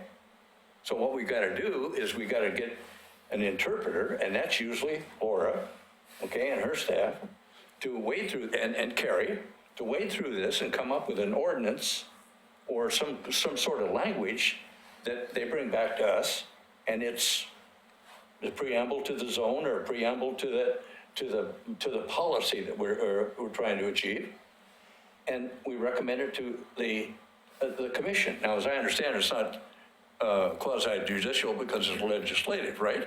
So Correct. everybody gets their oar in the water, and that includes the public, okay? And we got to wade through that, you see. But everybody's connected, whether they like it or not, whether they know it or not, and everybody's pretty much saying the same thing, although they won't admit it. We'd rather argue than agree. And then we organize these thoughts and we put it in a comp plan that people can pick up and say, oh yeah, that's okay. That's what we want to be, you know? And then you give it to the public and the investors come along, and, you know, they do their thing. And just be ready for change. Okay. Where did we land on rezoning manufactured home parks? Are we going to suggest to take that out of the umbrella of the comprehensive plan update, or are we leaving it? I thought you just said it was gonna be the bullets below. And everybody was nodding. Was there, everybody Yeah, I nodded? was Was there a looking at the consensus on nodding. that? Yes. Yeah, I think as a general, understanding conversation helps me fit, you know, my first thought was, so we're gonna take that out and we're gonna take this out, so it looks better up here that we can do all of this in 219 and 221. But where was it gonna go? I didn't realize it was just going gonna st- into a bullet down. It's going to a little stay lower. in that section, It's but staying in as a that separate section. item. Okay. Yeah, Affordable housing strategies. that's bigger than Thoughts all on of that? this. I almost think that becomes part of the bullet that's right below there about CETs, is, you know, review affordable housing strategies, including CETs and We didn't ever recommend CETs, so You're correct, you did not. I don't want to put that on any planning commission, let alone, I'm telling you that the city commission is looking at CETs, that's why I put it on well, there. maybe not put it on their list and say that that's something they're looking at. Did you have it listed on your suggestions on supporting affordable housing? You didn't, did you? They did not, we they did had other lists of they suggestions. looked at ways to That reduce the can- cost of housing instead of increase the cost of housing. Do you want me to read the Okay. list, or? No, Scott. What about the housing conversions you touched briefly on late last year? Those are in the code amendments. That's in Yeah, the- that that's has in nothing the to do amendments. with So this- excise taxes. This list is items outside of the code amendment. Gotcha, Code okay. amendments. Okay, Okay, so for our recommendation to the city commission, do we want to remove construction excise tax and just have affordable housing strategies? Whatever the commission thinks those might be? Or do we want to as keep? your list. I don't As our list. think you want to lead with a tax. I think you want to make it broad and general and let the city commission decide what that's going to be.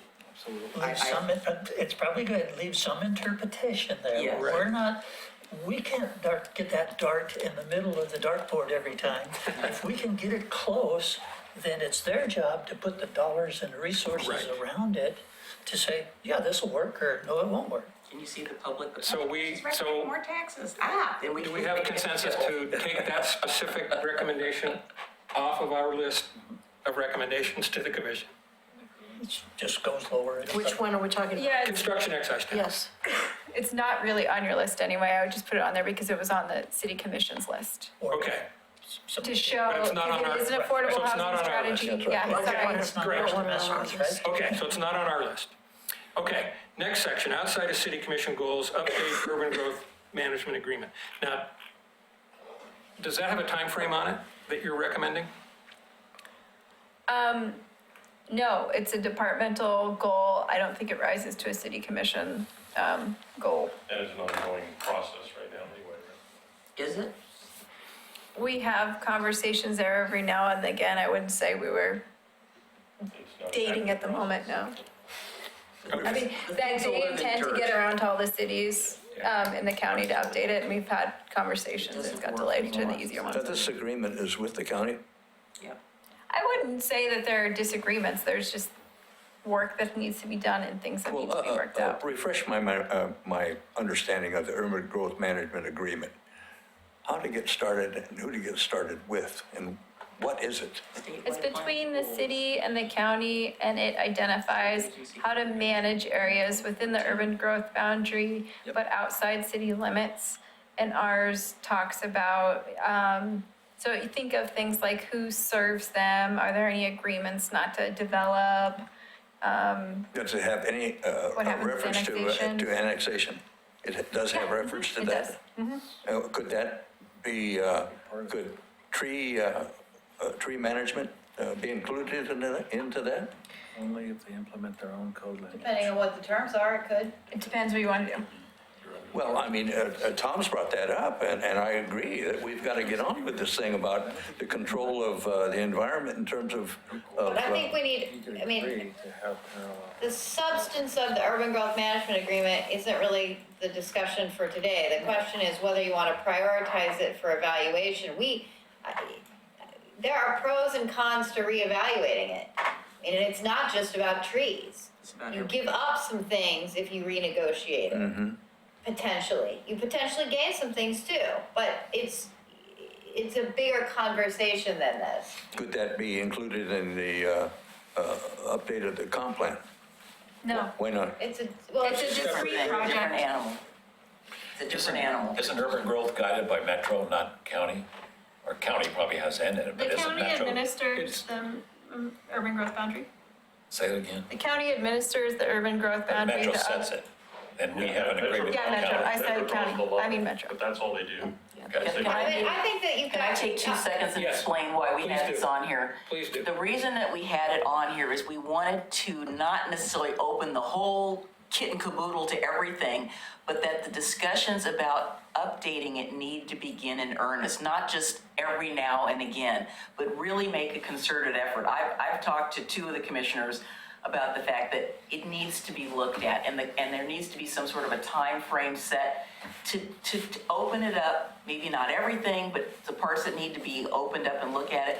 Because I said, that thing's older than dirt. I think that plan was put in place before you were working, and you're such a young man. Yeah. So It's my looks. our concern was that it needed to have some sort of long-term look. Let's start having a discussion about it and really make it, not just like, oh, when we get around to it, or, gee, maybe so-and-so, but really look at it and say, hey, by the way, you know how old this thing is?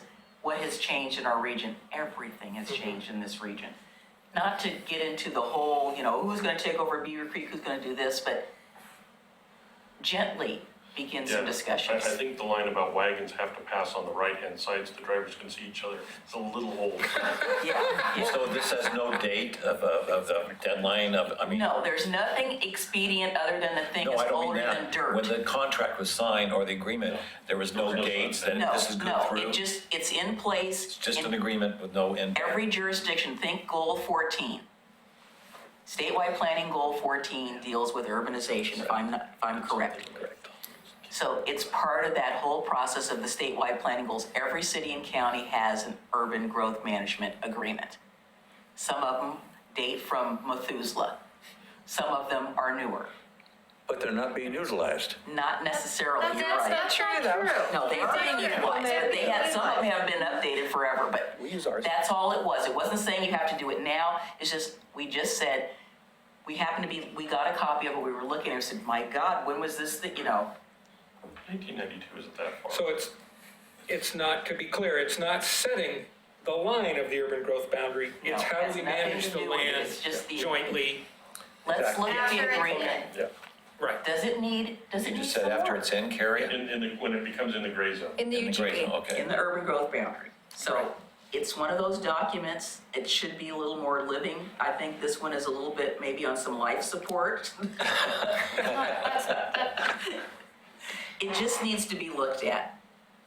Okay. City and the so- county should sit down at some point in time and say, yeah, we should probably look at it. You guys should get a copy of it so you can read it. So That's all it was. do we have consensus that it's labeled right here, it's outside of the urgent goals, but Yes, it is. outside of the commission goals, but it is something we need to be in earnest starting to look at? Yeah, some, Right? yeah. Sure. We need to start managing. Laura, does that make sense? Yes. Okay, It's very general. all right. Let's move on to tree regulations. And Mr. Guile, I would like you to start. I put that at the top right now, that's just me, but I don't like the wording of future biennium because that puts it beyond 2021. That's just me, but that became such an issue during this last year or so with all of us, and obviously with me in particular. I fought for it for 15 years. If it had been for the governor signing that bill, we would have still been able to vote as citizens on those kind of things. But no, right now, what happened behind our property of Olive Trailview, it's a disaster. It's all just sitting there because they can't touch it because it's under LUBA appeal. So everything that was cut down, it's just been laying there all these months. So we're gonna have more annexations, we're gonna have more growth. And if something isn't done about this, this is what's gonna happen to other neighborhoods that back up to those. My recommendation is. And that once you they're gone, recommend- they're gone. What- My recommendation is that you recommend Yep. that it be given to their Natural Natural Resource Resources Committee Committee. to begin putting together a comprehensive plan. And then they can do it over a year or two or three, because, she's got plenty of staff to support the Natural Resource Committee. Right. And we all know how active the Natural Resource Committee is on these sort of things. They are. They want it, So- they don't want to do it. And then they've got a real goal. I mean, I remember a couple years ago, they came to us and said, we don't have anything to do, we're making things up. Well, bang, there's their thing to do. Pull their old plans out. I mean, I'm just saying a couple years ago that happened, but. In our example, several of our neighbors have already sold and moved out. Tom, A lot of could people we have- cut this short and I'm just saying, basically say, That's why it's critical to me to refer see. this to the suggest to the city you said commission, 2 or 3 they years, refer it to the Natural Resource Committee There's for gonna be a lot of review. annexations coming up, and if we put it out If it 3 years. gets referred to I the want out Natural of the city. Resource Committee, Mr. Chairman? it will happen. I move that we refer this to the. Can I add Thanks for cutting something me to off, that? Bob. As the department that administers the Natural Resource Committee, I can assure you they do have a work plan, and it is very long. And you can't just refer a big project to the NRC. That requires a lot of staff, it requires technical expertise. I mean, it requires a lot of things. It requires money to do noticing for tree regulations. It requires people to administer the advisor, that body, and they certainly have a big place when we review tree regulations, but to send a committee out there to just go write code is not setting them up very well. Nobody said we were telling them to write code. Oh, to write a comprehensive tree It reg, just to says review refer it to them comprehensive. for review and see if that's something that they want to do. In other words, it's never gonna happen. It Because they've can't, already got That's a long not list. fair. It can't. They have a long list, you just said, and But they might, they don't have the resources. just they might saying- consider that more important than things I mean, on the list. I think Yeah, I don't know. everything you wrote on your list is great. We believe that we do need to do a comprehensive tree review. That's why I wrote it in there and suggested that. Just because we can't do it today doesn't mean it won't happen. It's just a matter of prioritizing. It's just, we don't give a project to a committee that meets once a month. I apologize to my fellow commissioners that you haven't been here for all these commission meetings where we've talked about this and the impact. This room was filled with people about these kind of things. And so if I sound adamant about it, it's because I've lived through it and it has impacted me as well as several other people. That's why I bring it up and I fight about it. And I think we all understand that, and I think we all, to one degree or another, know the background, and we know your passion on the issue. And, I have to agree, once the trees are gone, they're gone. Yep. And I do have a problem with it being pushed out to a future biennium. But if we keep dumping everything in the current biennium, are we putting it up there so, and then we're just gonna, then the city commission, here's more. You guys gotta prioritize all these because we think these are all type priorities. And that's fine, we can do that. The bottom line is, they are still gonna set the priority. So do we want to tell them, here's where we think the urgency is on that? I think there's enough members on the city commission now, new ones, who are gonna agree with some of this. Then let them decide it. Yeah, then Let them decide it. 'Cause You're I know just putting it out there. Again, Right. this is just a list you're giving to them. You're not telling anybody to do anything. You're saying, here's what we think, you decide. That was our plan. Moving it up to the 2019, 2021? Yes. Is that the, And I cringe at that. They'll decide it. It came as a list of things that we wanted to prioritize, which sounded these were great. in there you know, when we did it. But now we're trying to get everything into the 2019-21 biennium in 2 years. And the list may be too long for the city commission to say, no, some of that's got to drop off or drop back down to where it is. and that And will, can you move everything up and then Laura becomes the tracking and the focal point and the whole thing and assigning stuff to committees that meet once a month? You know, is it gonna go better? City commission's well aware of the last one. They I got hit with it hard.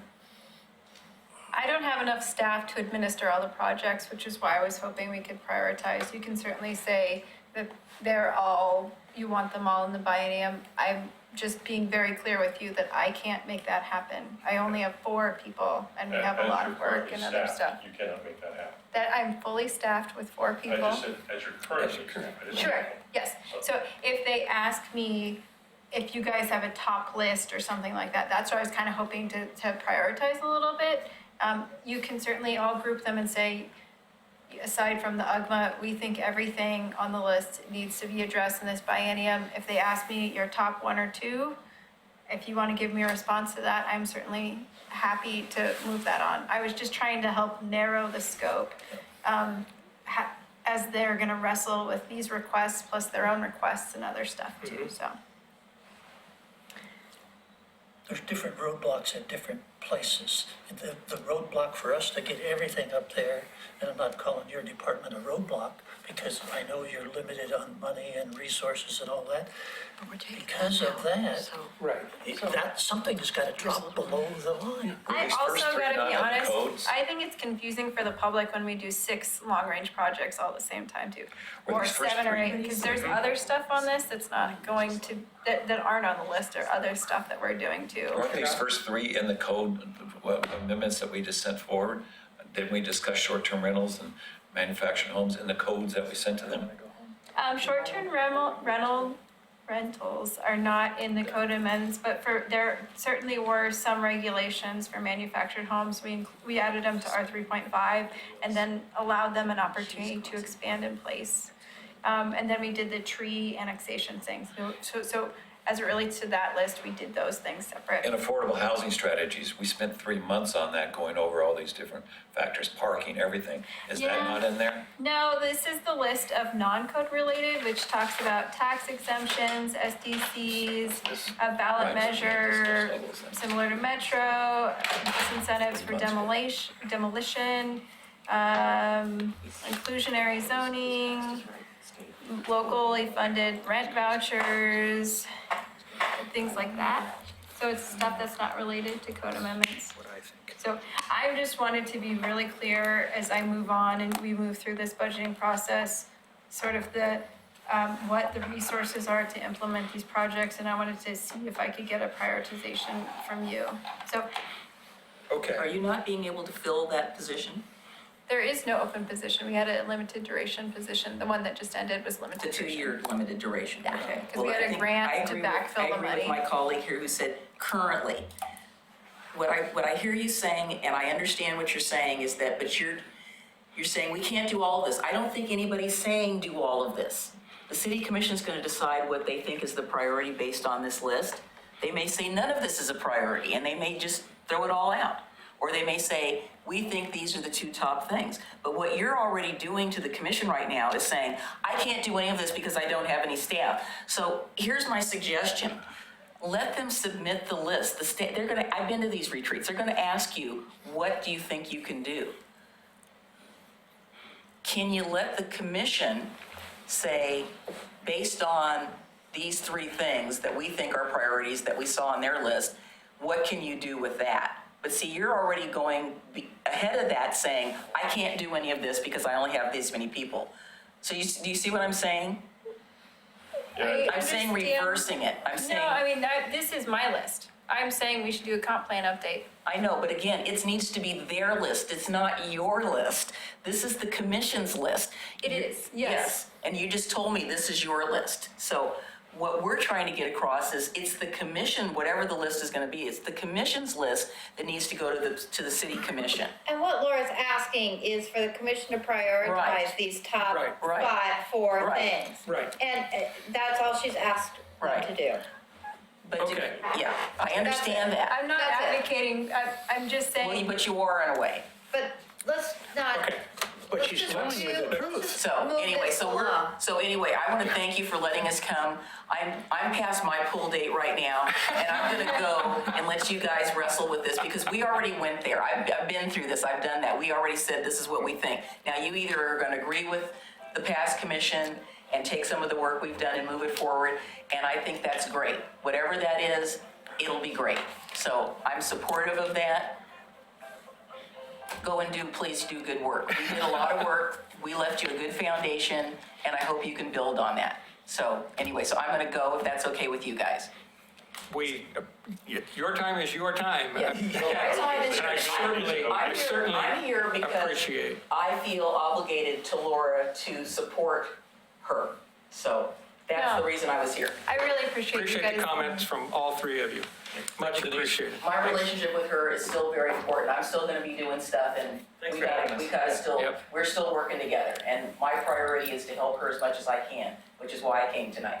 Thank you. Thank you. Thank you. Thanks so much. Thank you. All right, good luck. Okay, so. Thank you. As I understand it, we now have in the 2019-2021 biennium, update the comprehensive plan, short-term rentals, rezoning manufactured home parks, and tree regulations.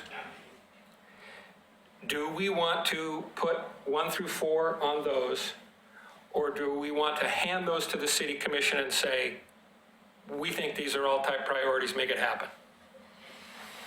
Open for suggestions. If we handed those 4 things, make it, those are all top priority, maybe we're just passing the buck essentially, right? I mean, these are our top 4 things and we're not gonna prioritize them one over the other. And my understanding of what Laura's trying to say is that we should at least prioritize them ourselves so that we're not passing that buck to the, I mean, the city's council's gonna decide what they're gonna decide, but if we're an advisory board in this sense, then we should maybe prioritize the 1 through 4 in order to help them along with that. I like what he just said. It gives what we're passing along to them, our credibility, and keeps the integrity of the system in place. I like that. I like it 1 through 4, so which one would we start with? Yeah, how we decide that, there's been so many people, I don't know, but that's, Number 1. Do we want to discuss it, or do we want to all take a piece of paper and rank them 1 to 4, and we add up the score, and golf game low score So wins? I mean, how do we want to proceed? I've got a question about the short-term rentals. How many are currently permitted through the process, and how many are just happened that nobody applied for the permit? I think there's a bunch of bootleg ones. I would assume that it would be mostly bootleg, but Yeah. that's just me. I There's some in my neighborhood. don't know. I Okay. could tell you, I was trying to think, I've been here almost 16 years. I could think of one that we did. I'm sure there was maybe a couple more that I can't think of. But there are others. We sent letters to Airbnb and all the other ones asking for the list of active ones, and we can't get them. So there's some that exist, and then when those exist, people submit code enforcement violations, and that's how we know they exist, and then we, Sure. And Address it one time. is there rental tax revenue being lost by not having those on the books, so to speak?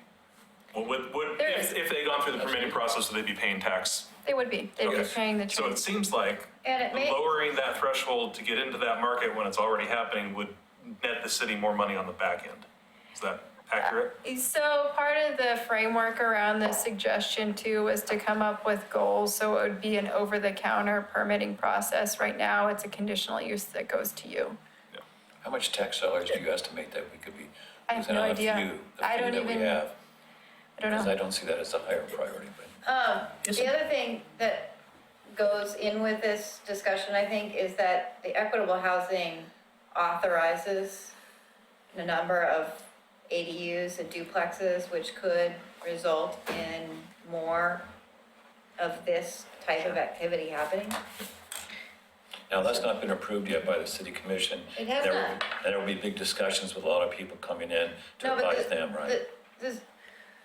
Right now, ADUs are allowed outright. So any increase in additional middle housing could have the effect of incentivizing more short-term rentals. Are ADUs allowed in all areas? No, Yes. Yes. R8, HOAs don't allow it. R5? Can our Currently. neighborhoods say they don't want them? I mean, No. what- That's a state law update, correct? that's the Clackamas County update, the ADUs, or? We've had it in Oregon City since 2004, and that is now a state law that you have to allow ADUs where single-family homes can go. Except HOAs that are currently in the books don't have to because they've got it in their rules. The proposed code amendments have a line that HOAs cannot not allow it, so they have to allow In it. the future, Prospectively. in the future. Yeah. Yeah. Okay. Right, no, And what about the duplex conversions that are being considered? Could those go in any neighborhood, or can some neighborhoods say that's gonna reduce the value of our homes? That's not why we bought the house here? I mean, do we vote on that? They can, no, everything is citywide as far as the code amendments for duplexes. They're only in medium density residential zoning designations. There's corner duplexes and single family, and that's it. Okay, So like, front facing each side street, right. but that's it. Okay, That could be unpopular. One thing on Yeah.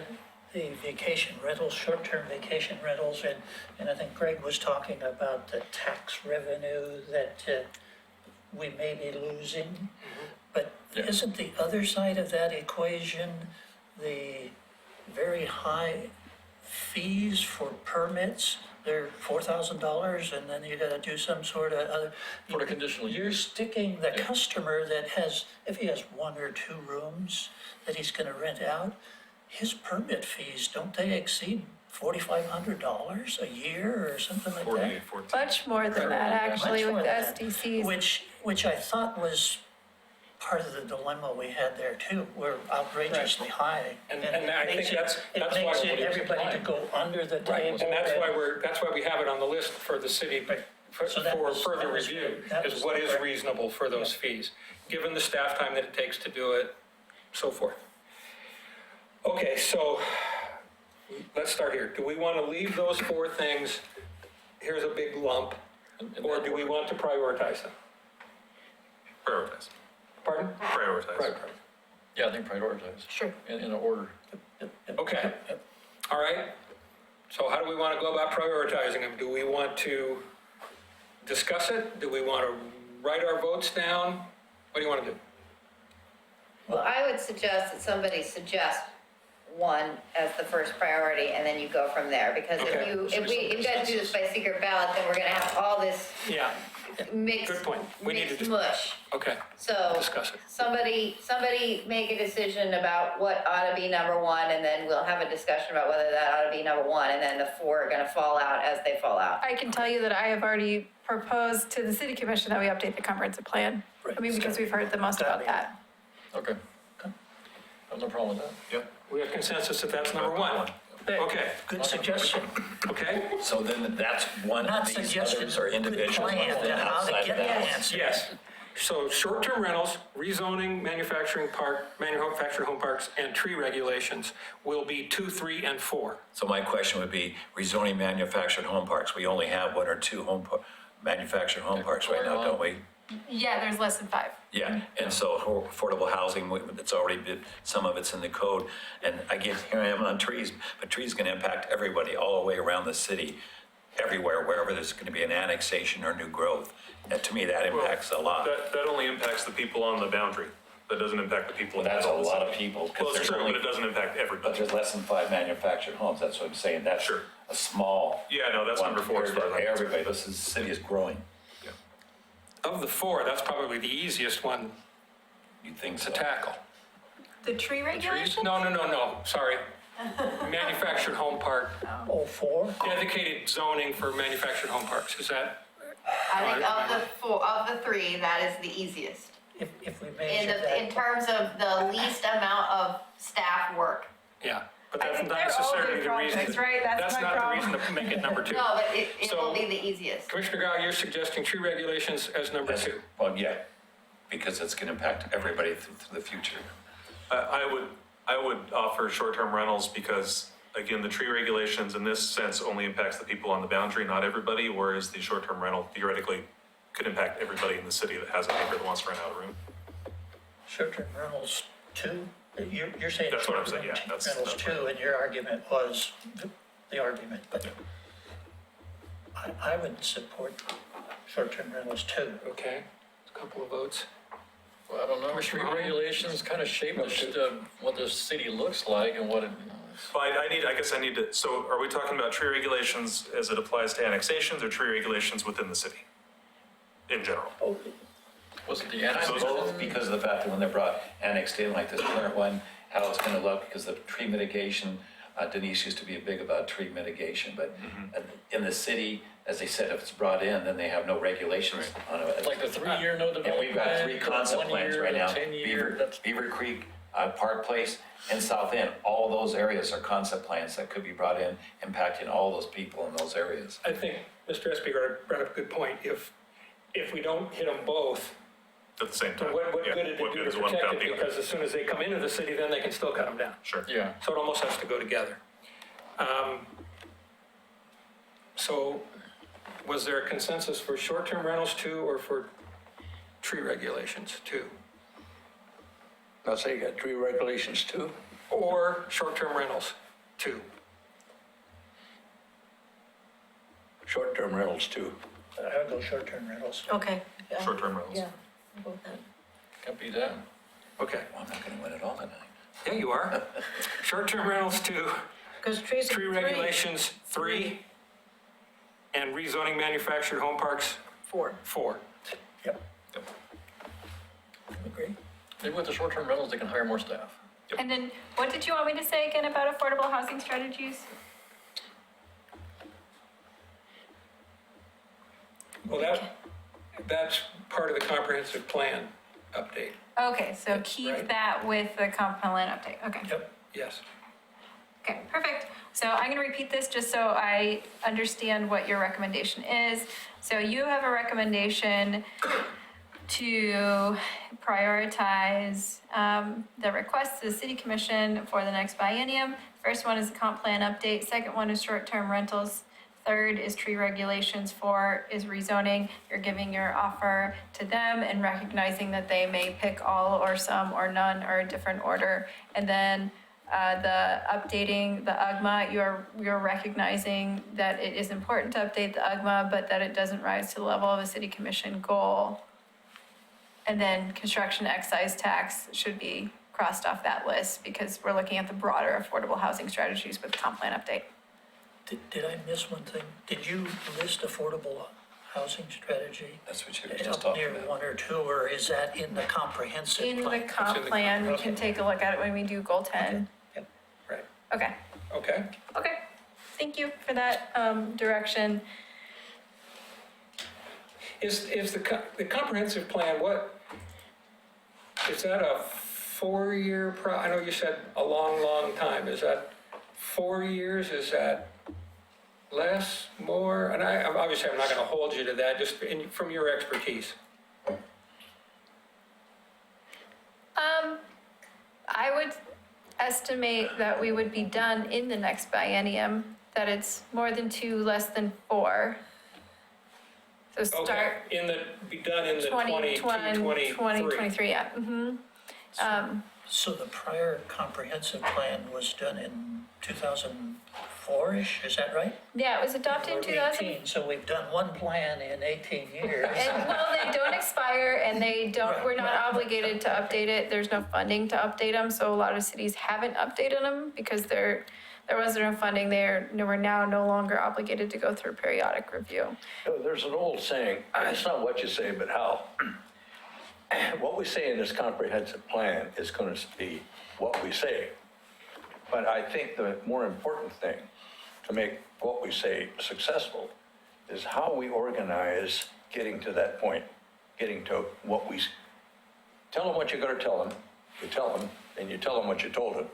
Okay? That's an important thing in public speaking.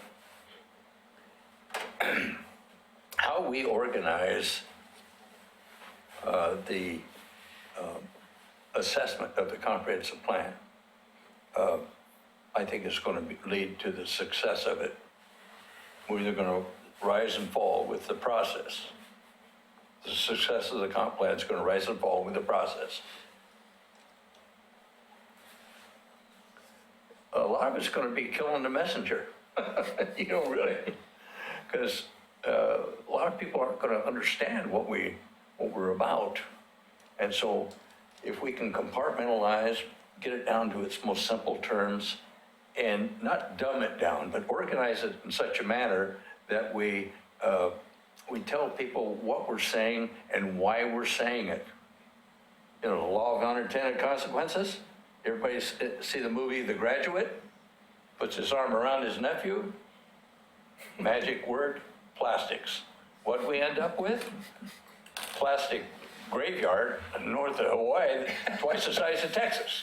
Law of unintended consequences. Okay, decades later. But what I'm saying is if we simplify, first what is the earth telling us we can do? Okay, what's the air telling us we can do? You see, we get wildfires in California and they come up and choke us to death. That kind of thing, We do something over here, it affects a neighborhood over there, that type of thing. And we get the process to where we're talking to the people. We're talking to you. We're talking to the household. How does our comp plan affect you? How does it affect the entire city? See, there are elements of the comp plan that are just going to affect you. There are elements of the comp plan, like the traffic plan, that's going to affect the whole city. There's elements of the comp plan that are going to affect the air and the water runoff and slides and things like that. If you separate it out, you see, you're going to end up with a recipe that works. Everybody loves a chocolate cake. Well, how did you get there? What is it we're trying to achieve and how are we going to get there? So we've got to really be careful about how we organize, how we go about updating the comp plan, because how we do that is going to be the success of the comp plan itself. Yeah, now I understand it because, you see, I didn't have to understand it completely all at once. It came at me in pieces, like a Mickey Spillane novel. Right. Yeah, she came at me in pieces. Right.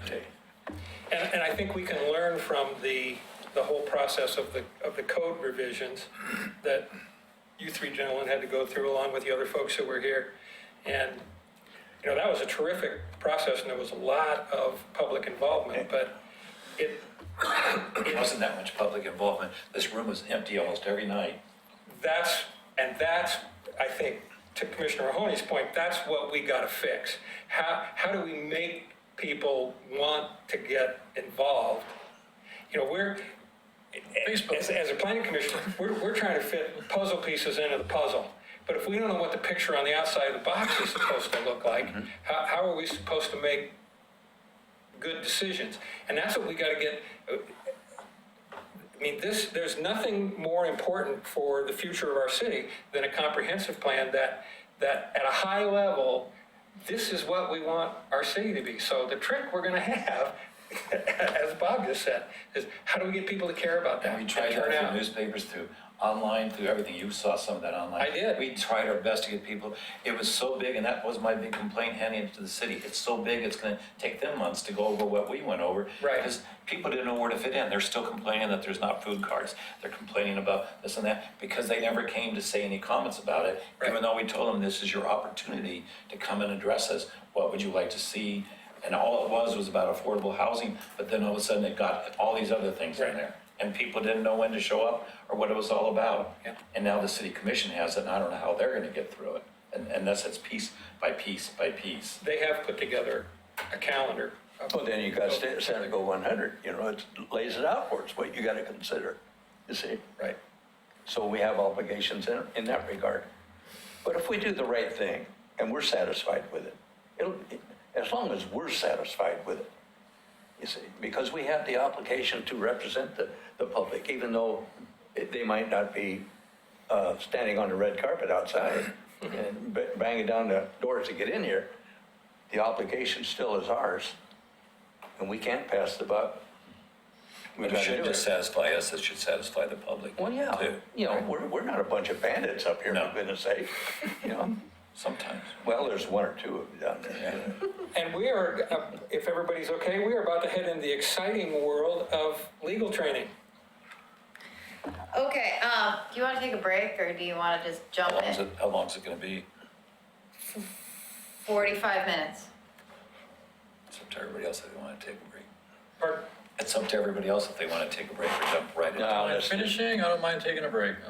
Well, okay, I'll take a break, it doesn't matter to me. Let's mush on. Okay, Sounds good. we'll be done before 10 o'clock. We have to be.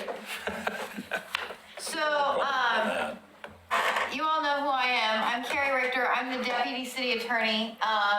I've sat down with the new commissioners before the holiday, and we sort of talked about the high-level structure of the planning commission. I'm gonna try not to say those things again, but I probably will. The good news is that a lot of the stuff I was gonna talk about, you guys already talked about. So I think I will be able to just sort of move through things. I'm gonna encourage you all to ask questions and raise issues as we move along because we'll all be asleep by 10 o'clock and nobody will remember. So let's talk about things when things occur to you.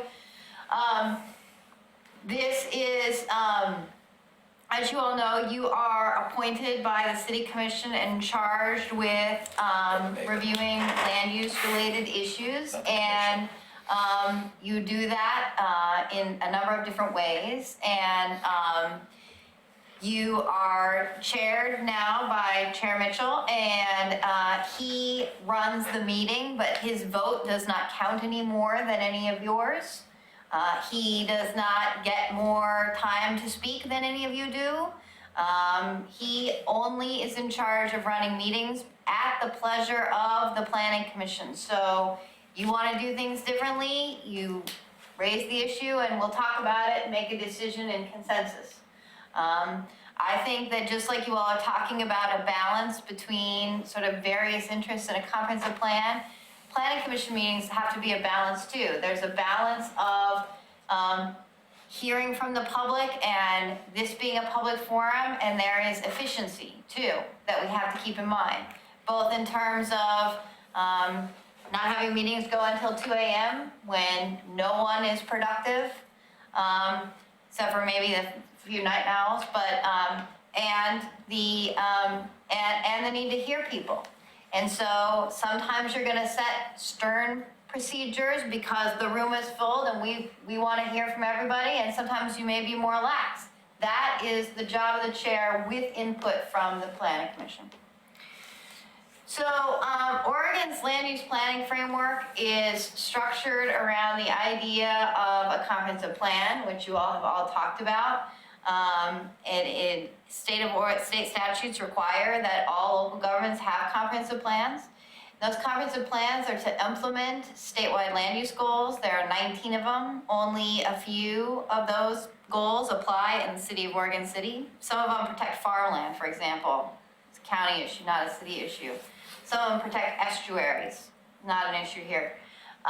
So some of them protect coastal areas, again. So the city has a comprehensive plan. It does implement the goals. State of Oregon mandates that every jurisdiction have an urban growth boundary. You know what an urban growth boundary is? Nod your heads. Yes. And it requires that the cities implement their comprehensive plan through land use regulations. And that is what, those land use regulations are in the Oregon City Municipal Code. Portland Metro Region is the regional council of governments charged with coordinating land use planning for the metropolitan area. So that is what Metro is, the group that sets the urban growth boundary, of which we are a part. The City of Oregon City must comply with the statewide planning rules. The Metro Urban Growth Management Functional Plan, which is the Metro standards for development.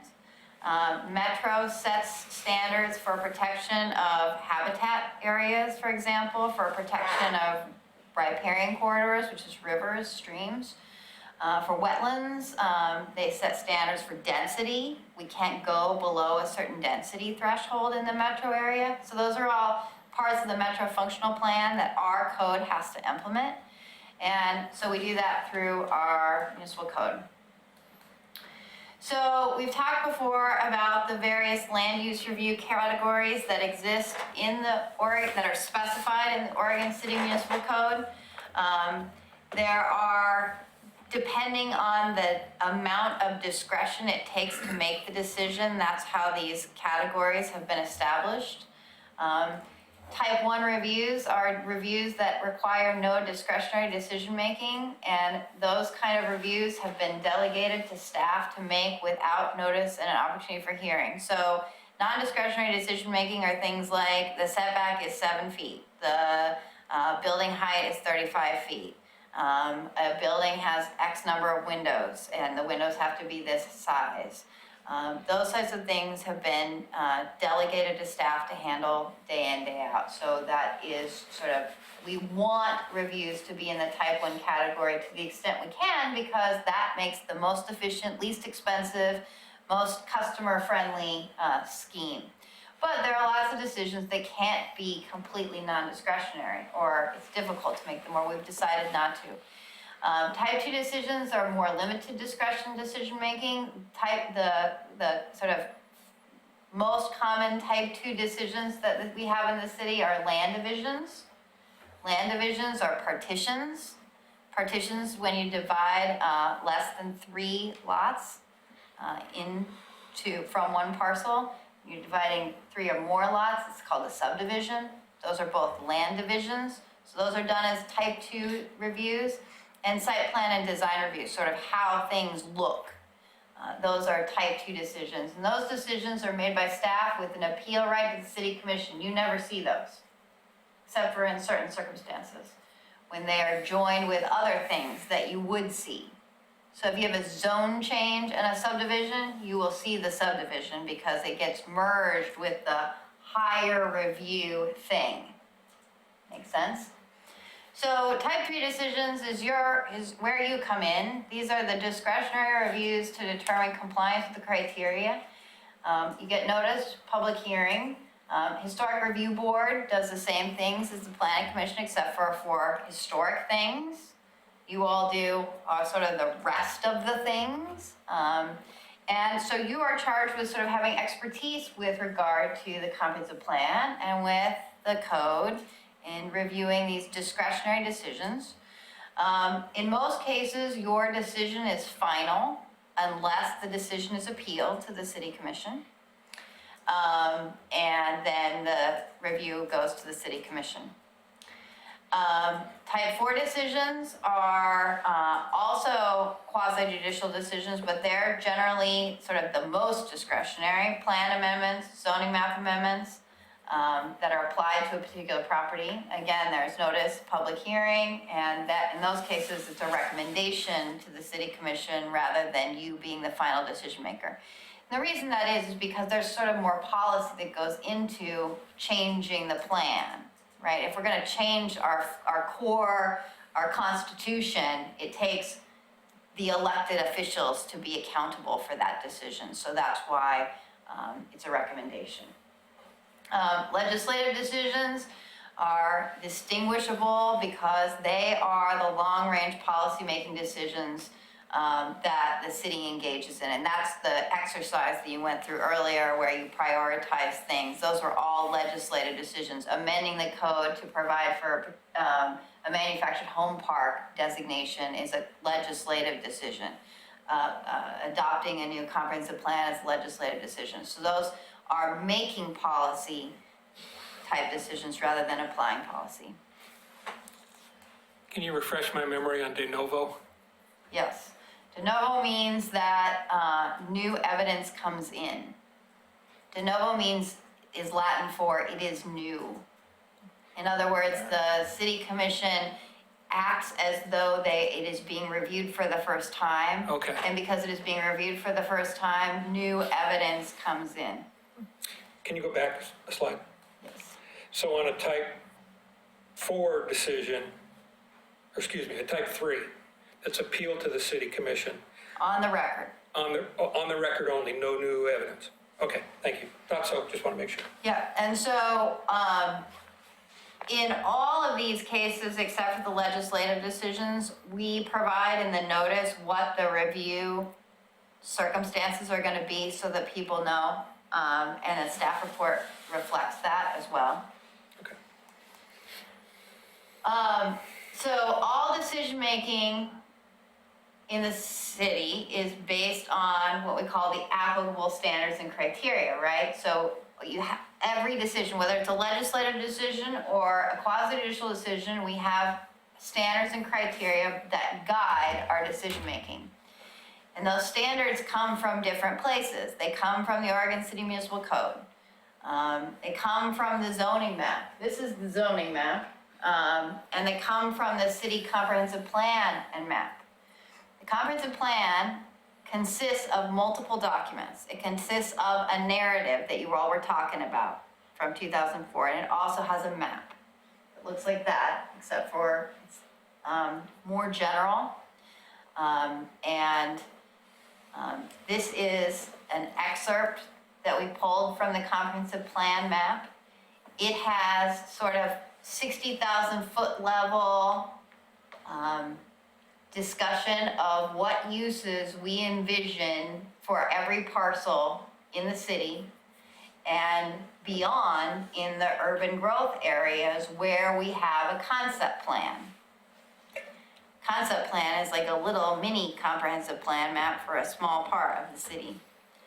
And the comprehensive plan map says that an area will be planned for medium density residential, but that doesn't mean you get to go build medium density residential. You have to have the corresponding zoning as well.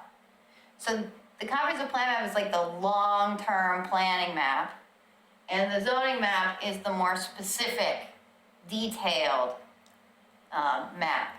So a medium density residential comprehensive plan map designation could implement multiple categories of zone. So there are two maps, and there are sort of two narratives that control the long-term plan, and then we've got the short-term plan. So, and when they control varies depending on the type of application that's filed. So, everything the zoning code controls. So, and the purposes of our zoning code are stated in the first part, but I think it's important as we start out here to talk about the purpose of zoning is to promote public health, safety, and general welfare, provide adequate light and air, secure safety from fire and other dangers, lessen congestion in the streets, to prevent the overcrowding of land. And I was struck by ex-Commissioner Espy's comment about sort of quality of life. This purpose statement gets to that, I think, a little bit. But, this is what we are trying to do as a planning commission, is further these efforts. And The zoning code, chapter 17, establishes these base zones, sets the use restrictions, sets the setbacks, sets the height limitations. The code contains overlay zones. The overlay zones include the natural resource overlay district that you all have already talked about tonight. Steep slopes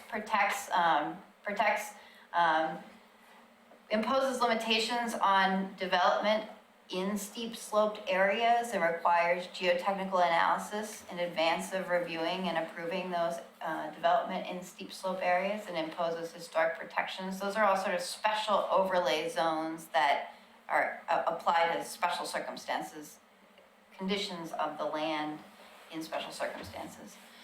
The zoning code contains design standards that impose building orientation and design detail requirements. And it also sets forth criteria for certain types of approvals, so conditional use permits, zone changes and variances, and I'll talk a little bit about each of those types. In addition, the zoning code, in addition to setting sort of those zoning types of categories, the zoning code makes sure that we've got adequate public utilities and services to serve the development. And those are not contained in the zoning code, but are contained elsewhere. So we've got transportation adequacy standards to make sure that we've got capacity in our streets for new development to occur. And off-street parking requirements to make sure that the development, that on-street parking isn't burdened excessively by new development. We've got public services standards, including water, sewer, stormwater design, and adequacy standards. And we've got sign standards and grading standards. And all of these standards are based on capacity projections that are set forth in what we call utility master plans. And utility master plans are part of the comprehensive plan, and they project what our needs will be for various utilities. So part of the comprehensive plan in-depth analysis is to identify our growth projections and what our needs are going to be based on that projected growth. And then from that projected growth, we know what we're going to need for employment lands, we know what we're going to need for housing lands, we know what kind of utilities we're going to need to serve those lands.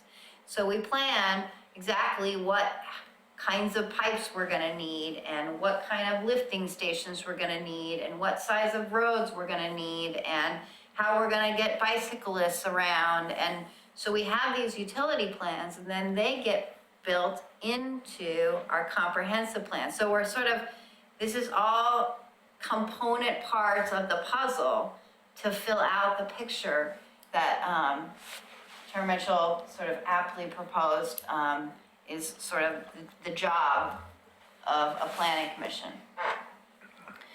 So there are a number of types of decisions. Land divisions, I talked about a little bit. Annexations are another type. These are subject to other sections of the code. And then we have these other discretionary reviews that fall under Chapter 17.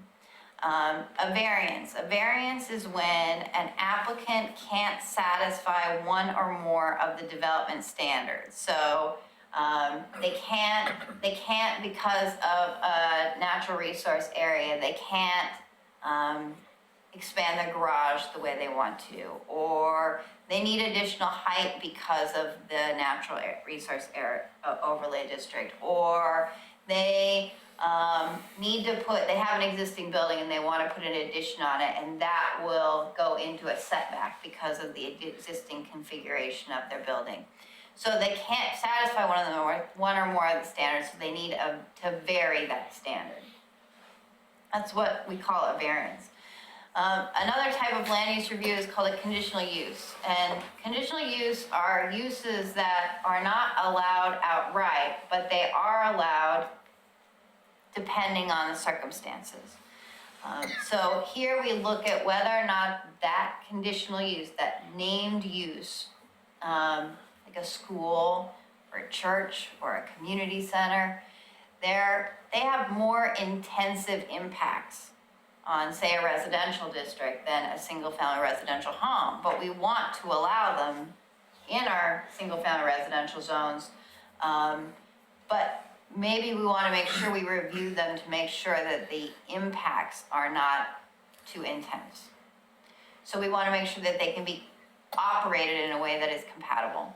So that's what conditional uses are. Non-conforming uses or structures is the legal term for grandfathering.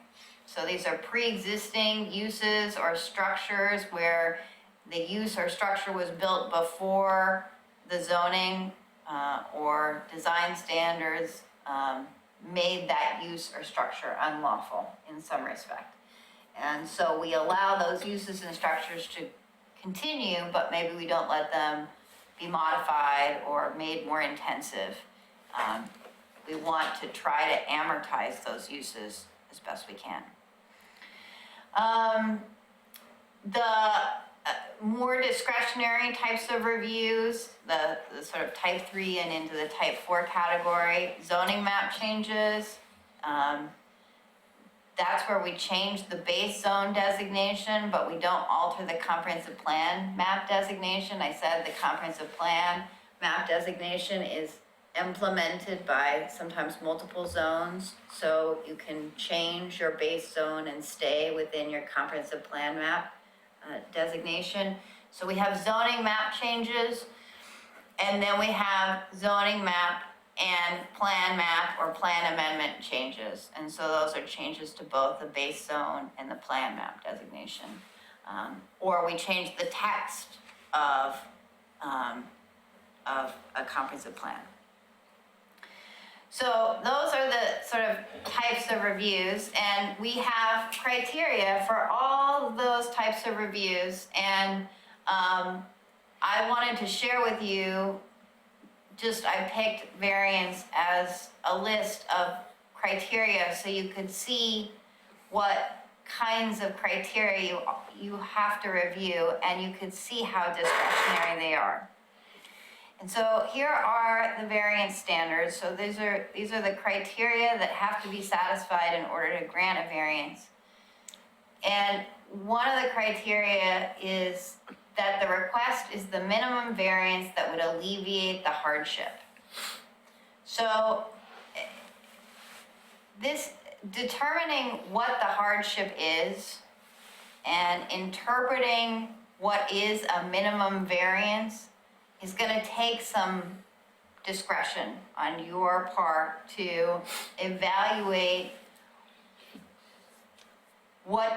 why is the request made, and is this the minimum that would solve the problem? And oftentimes we've talked about whether people talk about whether the hardship was imposed by the applicant, whether or not they created this hardship, or whether or not this hardship is a financial burden or something else. In olden days, variances, the criteria for variance was the hardship self-imposed? Did the property owner create this problem for themselves? Is this just, if I want a variance in order to increase the size of my garage because I'm a car collector, so I need a super huge garage. That's like self-imposed, right? It's my desire for a huge garage that is creating the hardship that is the basis for this variance, right? As opposed to, my land is super steep, and I need a variance because the safest place I can put my addition is in a setback. I don't control how steep my land is, right? So the extent to which you want to interpret these standards to consider self-imposed nature of a hardship is going to be up to you. The language here is that would alleviate the hardship. We don't have that self-imposed language here, right? It's not here. So one could say, it's not here, so if I want a super huge garage because I'm a car collector, that's a hardship. I'm making the case to you that I am entitled to a variance for that. It's up to you to decide whether or not this meets the level of hardship or not. The staff is gonna do a report before each one of these. 7 days in advance of the hearing, you're gonna get a staff report where staff has analyzed these criteria. Their analysis is based on the city's precedent for analyzing these criteria. That doesn't mean you're bound by it. That's just how staff has interpreted these criteria before. But you and ultimately the city commission are charged with interpreting these highly discretionary standards. C there, granting a variance will equal or exceed the purpose of the regulation to be modified. So when we put together the staff report, we will set forth what the code says the purpose is. And then it's up to you to decide whether or not reducing a setback in order to accommodate a super huge garage exceeds the purpose of the regulation to be modified. And the purpose for setbacks is often to provide light and air. So these are all things that you are going to have to grapple with. No, item E, no practical alternatives have been identified which would accomplish the same purpose. So these are the kinds of questions that you're going to be asked, and this is where your expertise is critical. Comprehensive plans, goals, and policies will not always apply.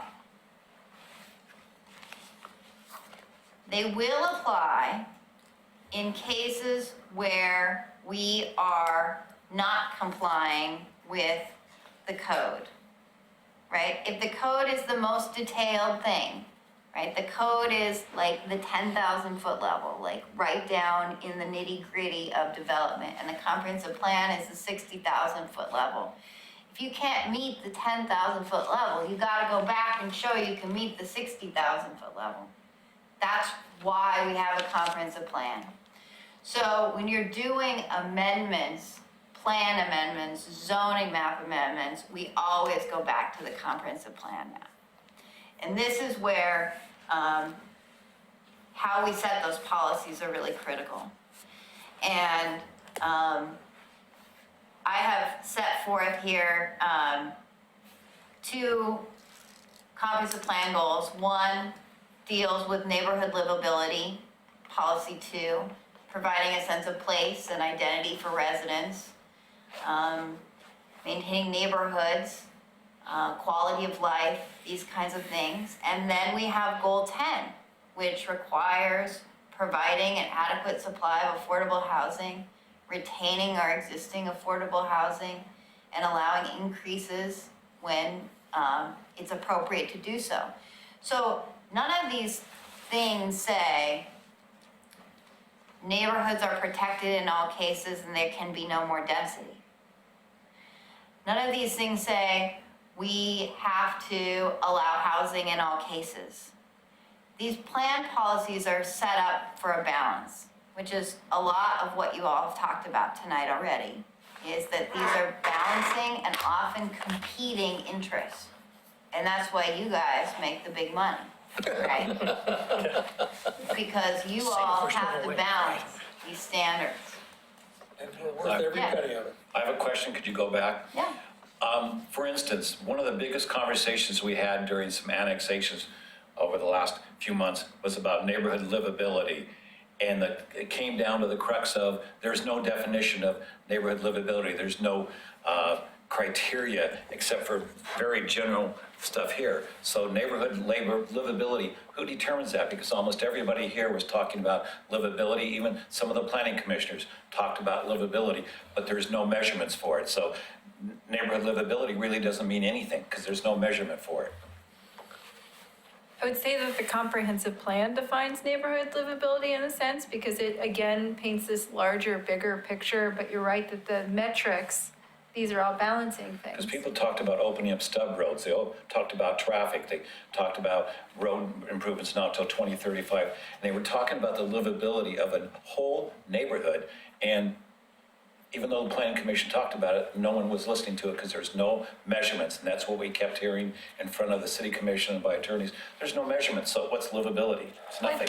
I think that's what Carrie's saying, is that you guys have to review applications that have competing comp plan designations and sometimes competing interests, and so you have to weigh those. And Again, livability. I disagree with you that neighborhood livability is not defined. Not clear. It doesn't But say. several planning commissioners said the same thing. But if you look at if it says neighborhood livability, period. And then it kind of goes on to explain what livability means. Providing a sense of place and identity for residents and visitors by maintaining neighborhoods as the basic unit of community life in Oregon City, while implementing the goals and policies of the other sections of the comprehensive plan. So livability means maintaining a sense of identity and place. That's what it means. And it also means implementing the other goals and policies of the plan. And then it goes on. I mean, a court looking at this will look at the context, right? We need to keep in mind the context, and neighborhood livability is defined by its context and how goal 2.4, which is livability, is implemented by the policies that follow it. So that, I mean, I hear what you're saying, but again, that came up many times. How do you measure livability? And commissioners asked that same question. Frank O'Donnell did on the city commission, and as well as several here. How do you measure it? Because that's very basic, maintaining neighborhoods as a basic unit of community life. But when you're destroying the neighborhoods with roads and stub roads for that community, feeling that it's changing it for their children, how is that maintaining it? And every time we heard, well, there's no basic measurement for livability, and that should be something that's changed in the comprehensive plan, because there's no measurement of it. This is all generic.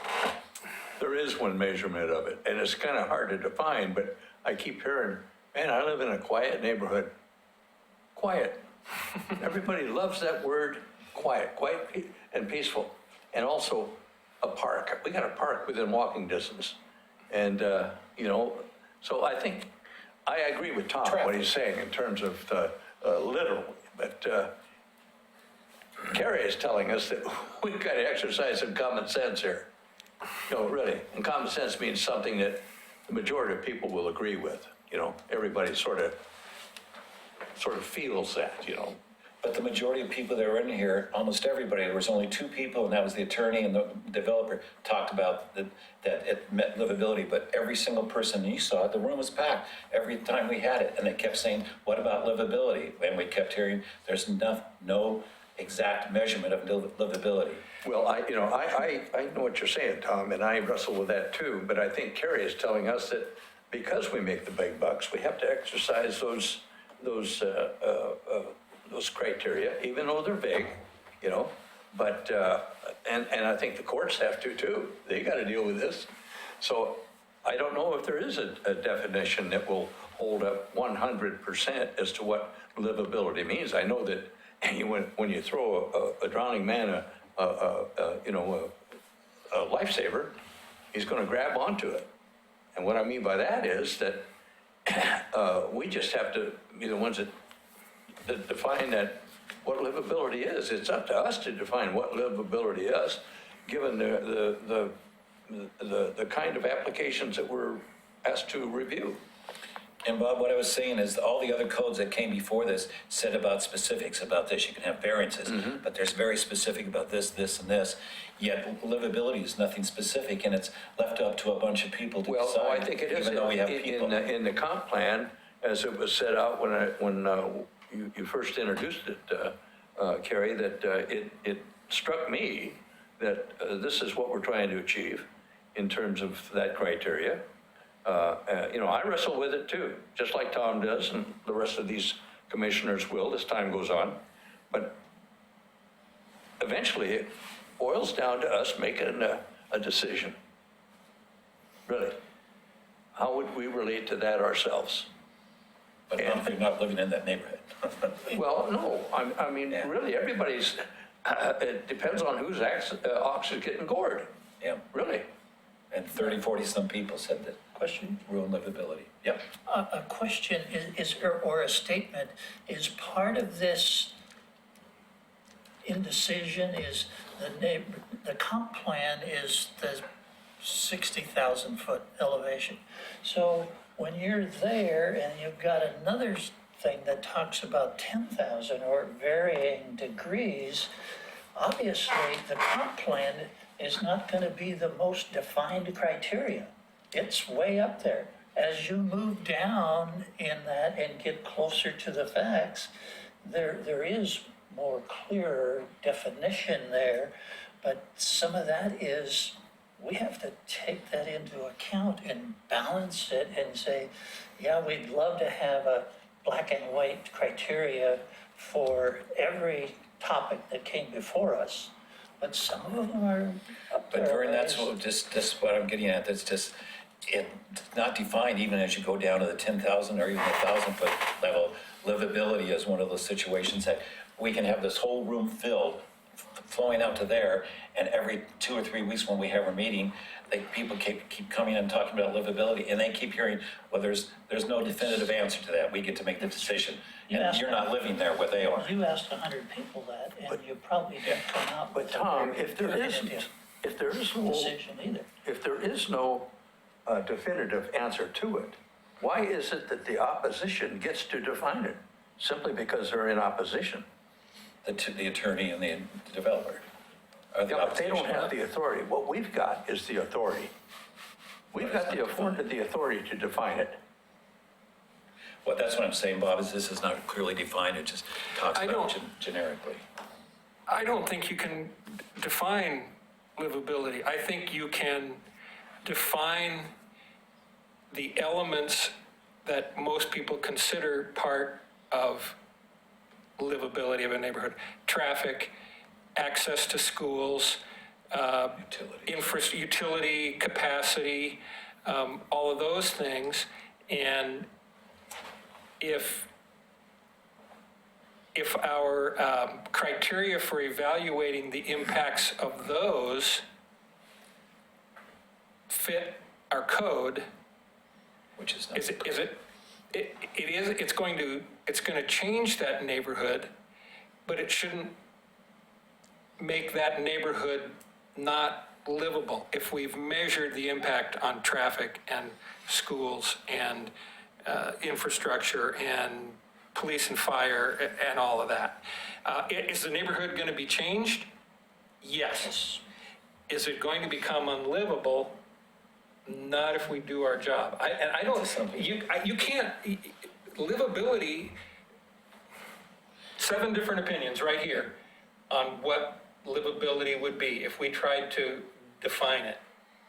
But I think what we have to do is evaluate the components that we know citizens feel is important to the livability of their neighborhood. Well, it's set And if forth we're in- not measuring those right, then that's what we can fix. If Yep. we're not measuring traffic impact right, then let's work on that, or whatever. But the code does say health, safety, and general welfare. Right.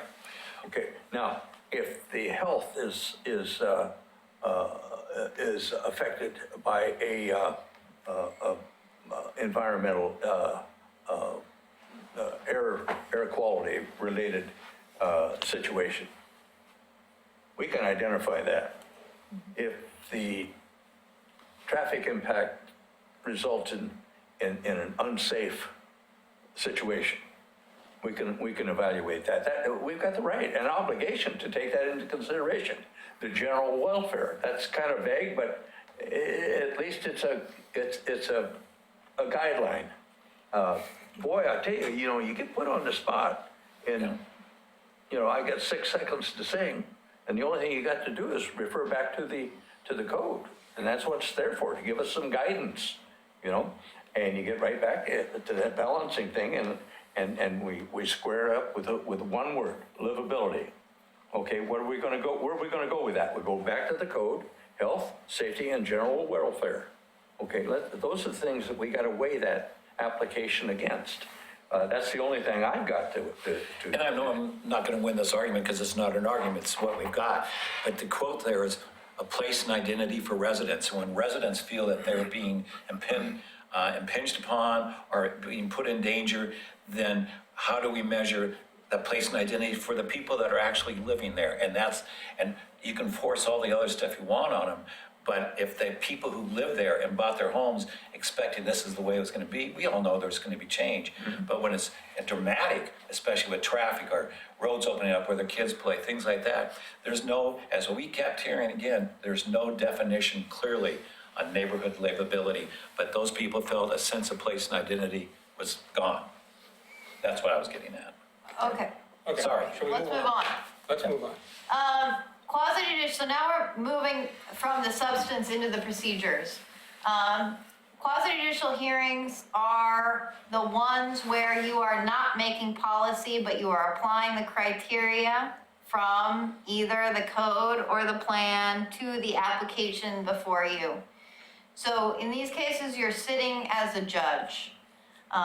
And so as a result, there's more formality to the decision. There are more procedural protections available for participants to ensure that you are making as impartial a decision as possible, and that the public knows the basis for your decision. And so all of these protections are provided by state law. And one of the critical components of these protections is that we disclose what the rules of the game are going to be at the beginning of the hearing. And these take the form of a series of oral disclosures that is a written speech that I have written and edit every time we get a new chair. And the chair historically for the Planning Commission has read those oh so interesting disclosures. That is another way that we put people on notice of sort of what the rules of the game are going to be. In the city commission hearings, the city attorney reads those disclosures. It can be done either way, but they have to be done. We could all take turns reading the disclosures if it was more entertaining. I've always said that I think it would be cool if somebody, and I've never seen this done, but somebody put together like an airplane emergency video with those disclosures. There is the city working on it. I think that would be so cool, and I think like it would be cool if DPD, the state agency that does land use, would put some money behind that so we could have some, you know, The sign language. little hand gestures for the, anyway, so these disclosures have to happen orally. They have to happen in writing in the notice that we mail out before the hearings and that we post on the internet. They have to happen as part of the written decision. There's a whole bunch of these that you'll get sick of hearing about, but we have to list the applicable approval criteria. We have to make the staff report available 7 days in advance. We ask that testimony be directed to the applicable approval criteria. And I've spent sort of half my time tonight talking about criteria and how important criteria are and about how challenging understanding the criteria and interpreting the criteria are. So we want the testimony to be directed to the criteria. It doesn't matter whether the applicant is the best baker of pumpkin cupcakes in the city. Mm-hmm. That is not related to the applicable approval criteria. It doesn't matter if this use is the very best use in the city. That is not one of the applicable criteria. It doesn't matter if if the church does good works. You know, we hear that a lot. This church does really good works. Well, that is not an applicable approval criteria. So we need to encourage folks to direct their testimony towards the applicable approval criteria and sort of educate them on what that means. The disclosures make clear that you have to raise all issues as part of the proceeding. Land use is sort of a funneling exercise where we try to, there are so many issues that we try to, the ones that aren't controversial, the ones that aren't discretionary. We try to eliminate from our discussion and narrow the issues as we move on. So talked about how the planning commission is the first stop of the hearing review process. So at the planning commission hearings, anybody can come in and testify. All they have to do is show up. They come in and testify orally. They can bring written materials with them to the hearing, and we will distribute them to you, and you can review them before the decision.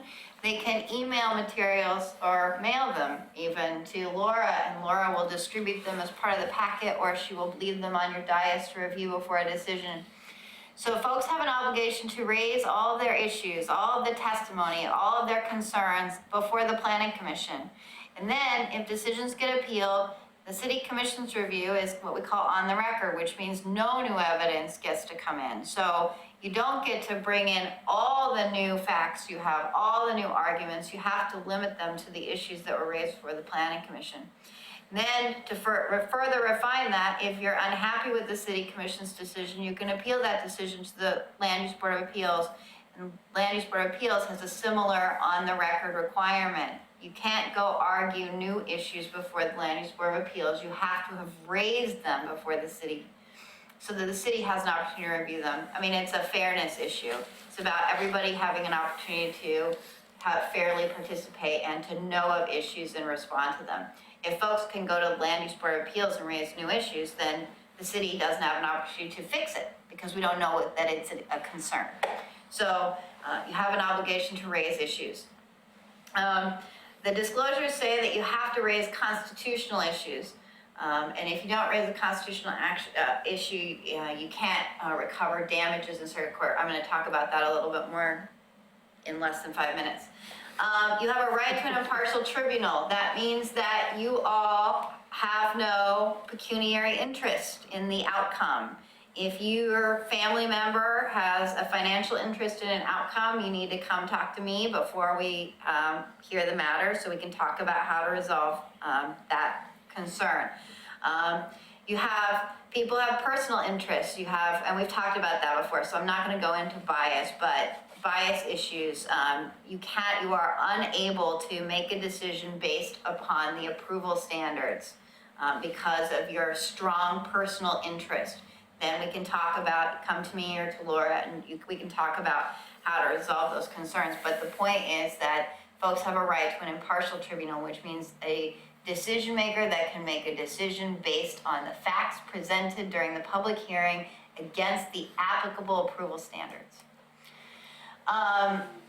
So I'll send you the slide and we can talk about it, but I've gone through these issues, I think, with all of the new commissioners. You folks are old hat, so I'm not going to go through it in detail, but the point here is, one, you got to make a decision based on the criteria, and the facts have to be in the record that you're going to rely on. So if you read a newspaper article or a blog post about an application that's pending, I urge you to send that article to Laura and we can get it into the public record, or to staff and we can get that article into the public record, so that everyone has an opportunity to know what you read and question you about whether that influenced you. You are all members of the world, and you read things all the time, and newspaper articles come out, and you go to the grocery store and people may come up to you and say, this application's a travesty, you've got to vote against it. There is no prohibition to you talking to people in the grocery store. There is no prohibition to you saying, yes, we are considering it. But what you do have an obligation to do is disclose that contact at the public hearing. And I have provided you all with sort of a sample log. I encourage you to maintain a log of ex parte contacts. So that when you come into a hearing, you can just read from your log. On January 2nd, I ran into Lorna Smith at Whole Foods, and she came up to me and asked me X, Y, and Z, and I told her to come to the hearing. Or I was at a cocktail party and John Doe came up and asked me, this is only a problem for planning commissioners when they do not disclose. And it's not just about the newspaper articles and the internet blog posts, Facebook, whatever. It's not just that that needs to be disclosed, but if there's other experience that you have, either that day or generally, that is informing your decision, you have an obligation to disclose that before the record closes, and nobody has an opportunity to counter that. So if your kids go to school and you have particular expertise on what the traffic is like on Beaver Creek Road at a certain time of day, you need to say that during the hearing. When the city's traffic engineer and the applicant's traffic engineer are getting up and they're talking about the traffic on Beaver Creek Road. You need to talk about your perspective on these conditions before we get to the deliberation and you say, well, I can tell you what traffic's like. I can tell you, I've been out there, I counted cars. Because if you've counted cars after the record's closed, nobody else can come up and say, well, wait a second. Commissioner Gage, you said you counted cars and we counted cars, and when did you count cars? You know, what methodology did you use? So all of this information needs to come in while the record's open so that folks have an opportunity to inform each other about their experiences. Public meeting, public records. I understand that the city has issued you all city email accounts. Not quite yet. We're waiting on city commission approval on Wednesday. Okay, so you will soon have city emails. I urge you to, both with your city and your personal emails, keep in mind that many of your emails discussing city business are subject to public records law and subject to disclosure.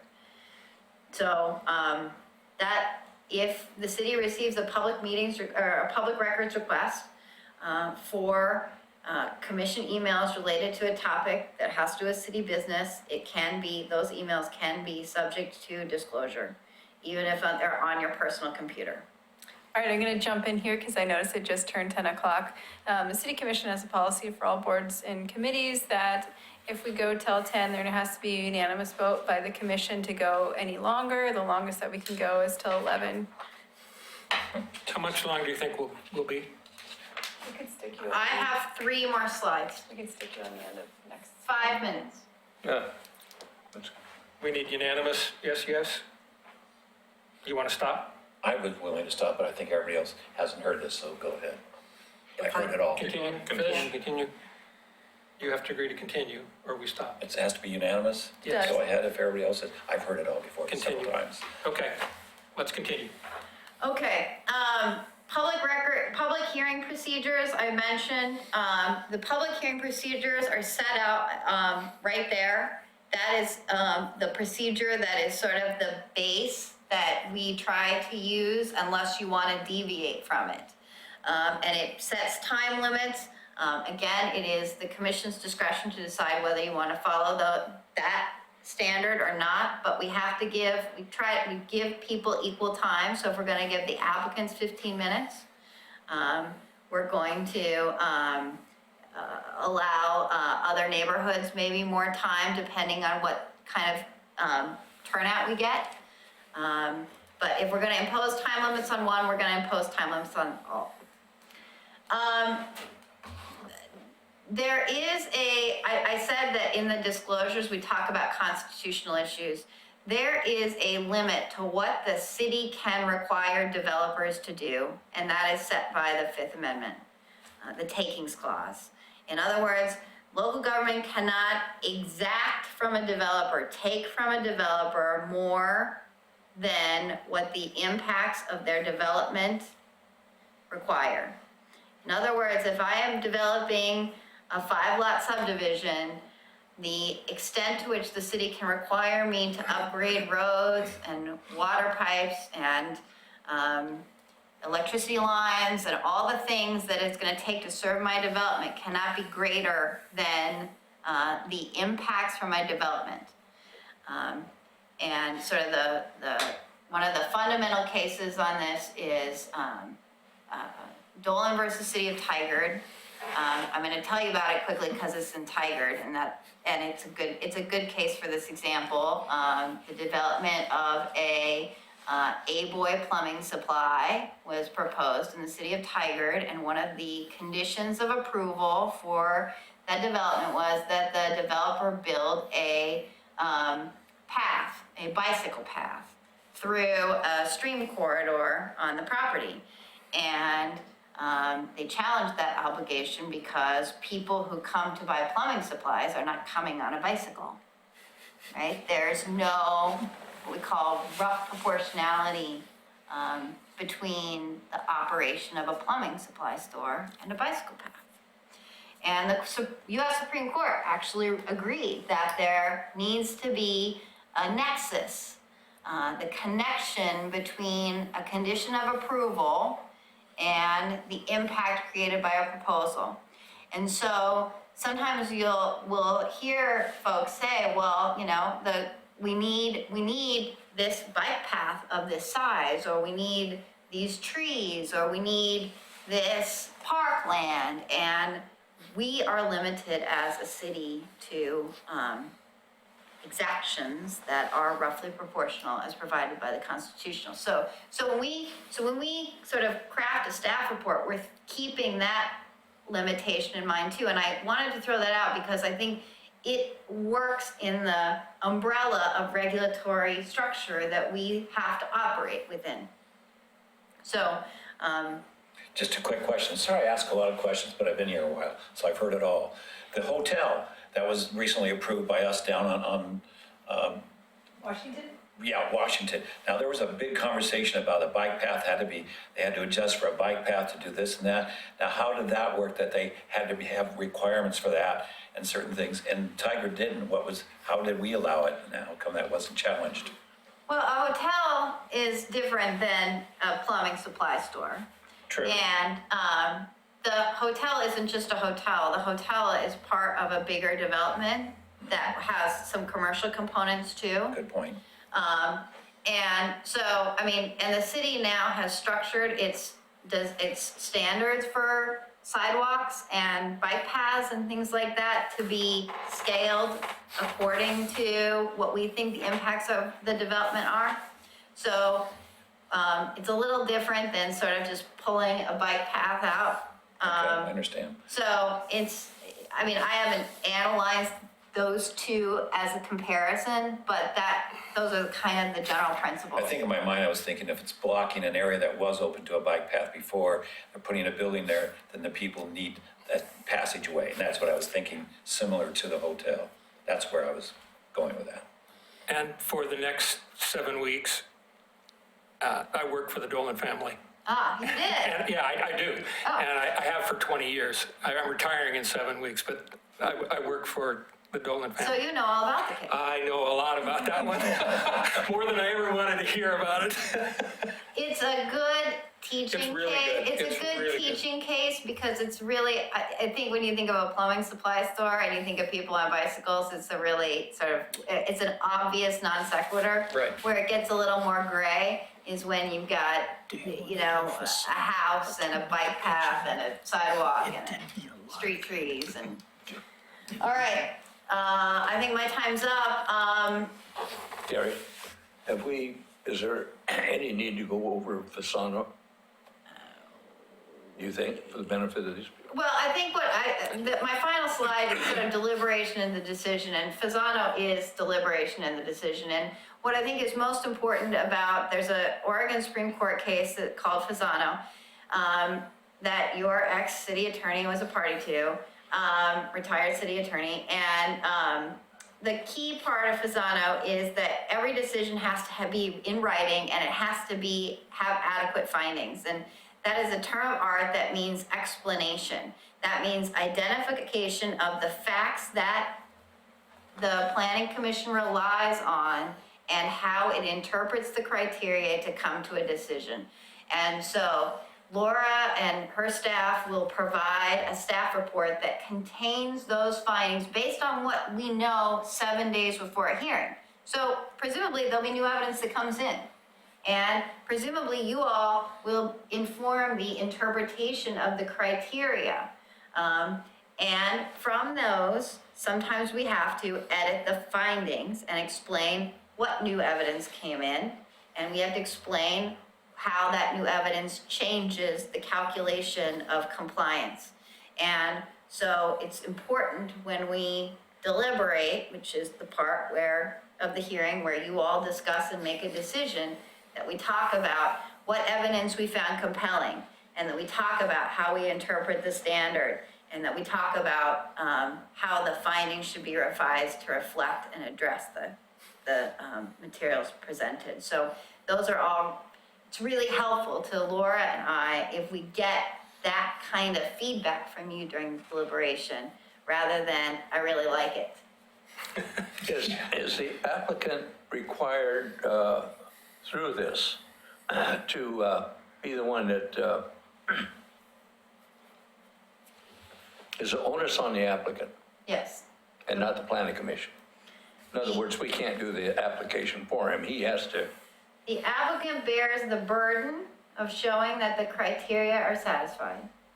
That's the rule of law. But that doesn't change the fact that we try to be helpful, and we try to move folks through this process. I mean, if we wanted to use the statement of the law, it'd be more difficult for us to move folks through, because we'd be turning them down. Sorry, you didn't show us this. Sorry, you didn't show us that. So that's why we try to assist with a staff report, meetings with the applicant, encouraging them to do things, and then sometimes, doing them ourselves. And then also, we have to defend them in court, should we go to court too. So we want to make sure that we equip you with the right tools and findings to make good decisions. And there was a website, when I was a young rookie here, first came onto the planning commission,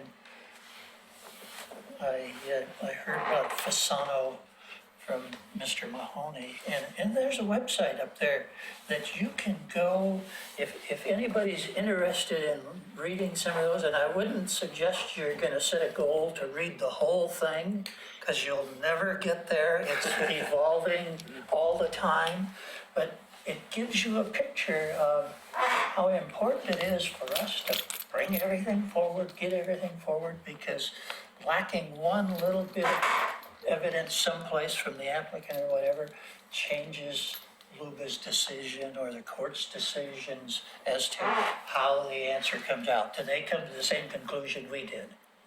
Take a look at it. It's good.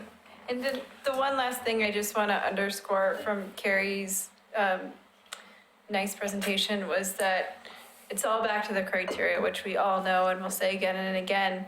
And the extent that you can help the public understand that. You're in this position where you have to balance people maybe frustrated for something that is not an applicable criteria. So it's helpful to make sure you steer the conversation and so that they understand what you're thinking about when you do make decisions. So they don't think that you're thinking about things that are not applicable criteria and get frustrated because they thought it was one or something like that. So always let us know if there's anything staff can do to help you. If you have any questions before any hearings, it's nice if you give us a call and tell us so we have an answer prepared for you. But we're here for you as a resource. And any discussion that we have with staff is not an ex parte contact. Correct. Okay? Any additional questions on the presentation? Will we get copies of the slides? Yes. Sure. Okay? If somebody asks us something, but they don't give us their name, how do we log that? Somebody came up to me in the grocery store and asked me about this application, and I urged them to come to the hearing. Okay. Other questions? Laura, any communications? No, I was going to give you the email update, but Sorry. I'll give it to you later this week after the city commission has a chance to review the revised policy. One thing, I saw a schedule of the city commission's schedule for when they're going to go over chunks of the code revision recommendations. Have all the commissioners gotten a copy of that schedule? I can send it to you. We've broken down the city commission's review by topic. And so the intent is to do topic by topic and sort of do little mini hearings on each topic. And so we've identified which topics will be discussed on which dates. So the important thing is if you're interested in following along on a topic, make sure you come to that corresponding date.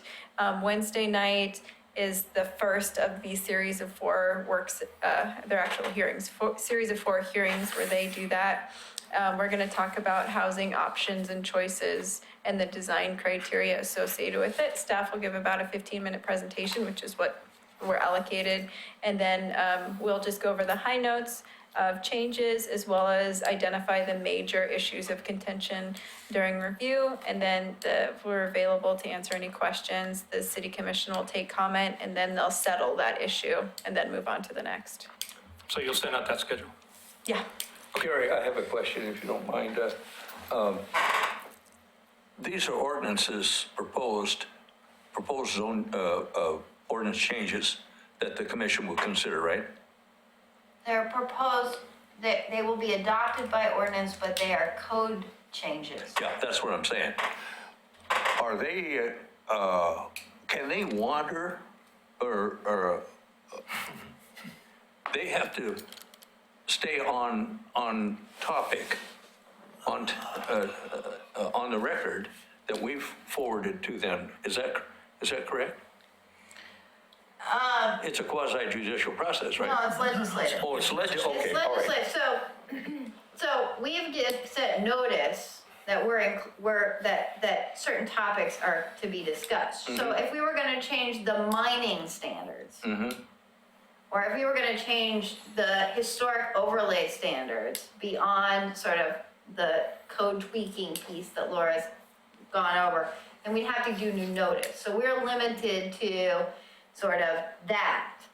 Yeah. But there's no reason why the city commission can't change what the planning commission proposed with regard to food carts, for example, or with regard to, what do we call the shelters for the seasonal? ADUs. We call them shelters. It's 1015. They might have a different name at 1015. So They can change. they can change it and they don't have to send it back to you. But what about the public notice? Well, but that's within the public notice, because the public notice doesn't say what we're going to change it to. It says we're going to address these issues. So as long as the city commission is staying within the scope of these issues we're going to address, then. That's what I'm getting at. It identified chapters or titles of the code, actually. Okay, all right. Anything else? But you all are welcome to come and participate in any of those hearings. I got one thing to say to the new members. Welcome to the NFL. Actually, one last thing is that you cannot, when you speak, you're speaking on behalf of yourself and not as a planning commissioner or on behalf of planning commission unless you're authorized to do so by the whole group. And say Put it that out there. as part of your introduction to yourself. Yeah. so- Okay, And remember, there's no crying in baseball. that's right. Okay. NFL is no fun league, right? Anything else? And the new members, have you gone through some of the preliminary stuff, like they know it's video recorded and they can watch it there and all that? Okay, all right. Anything else? We're adjourned.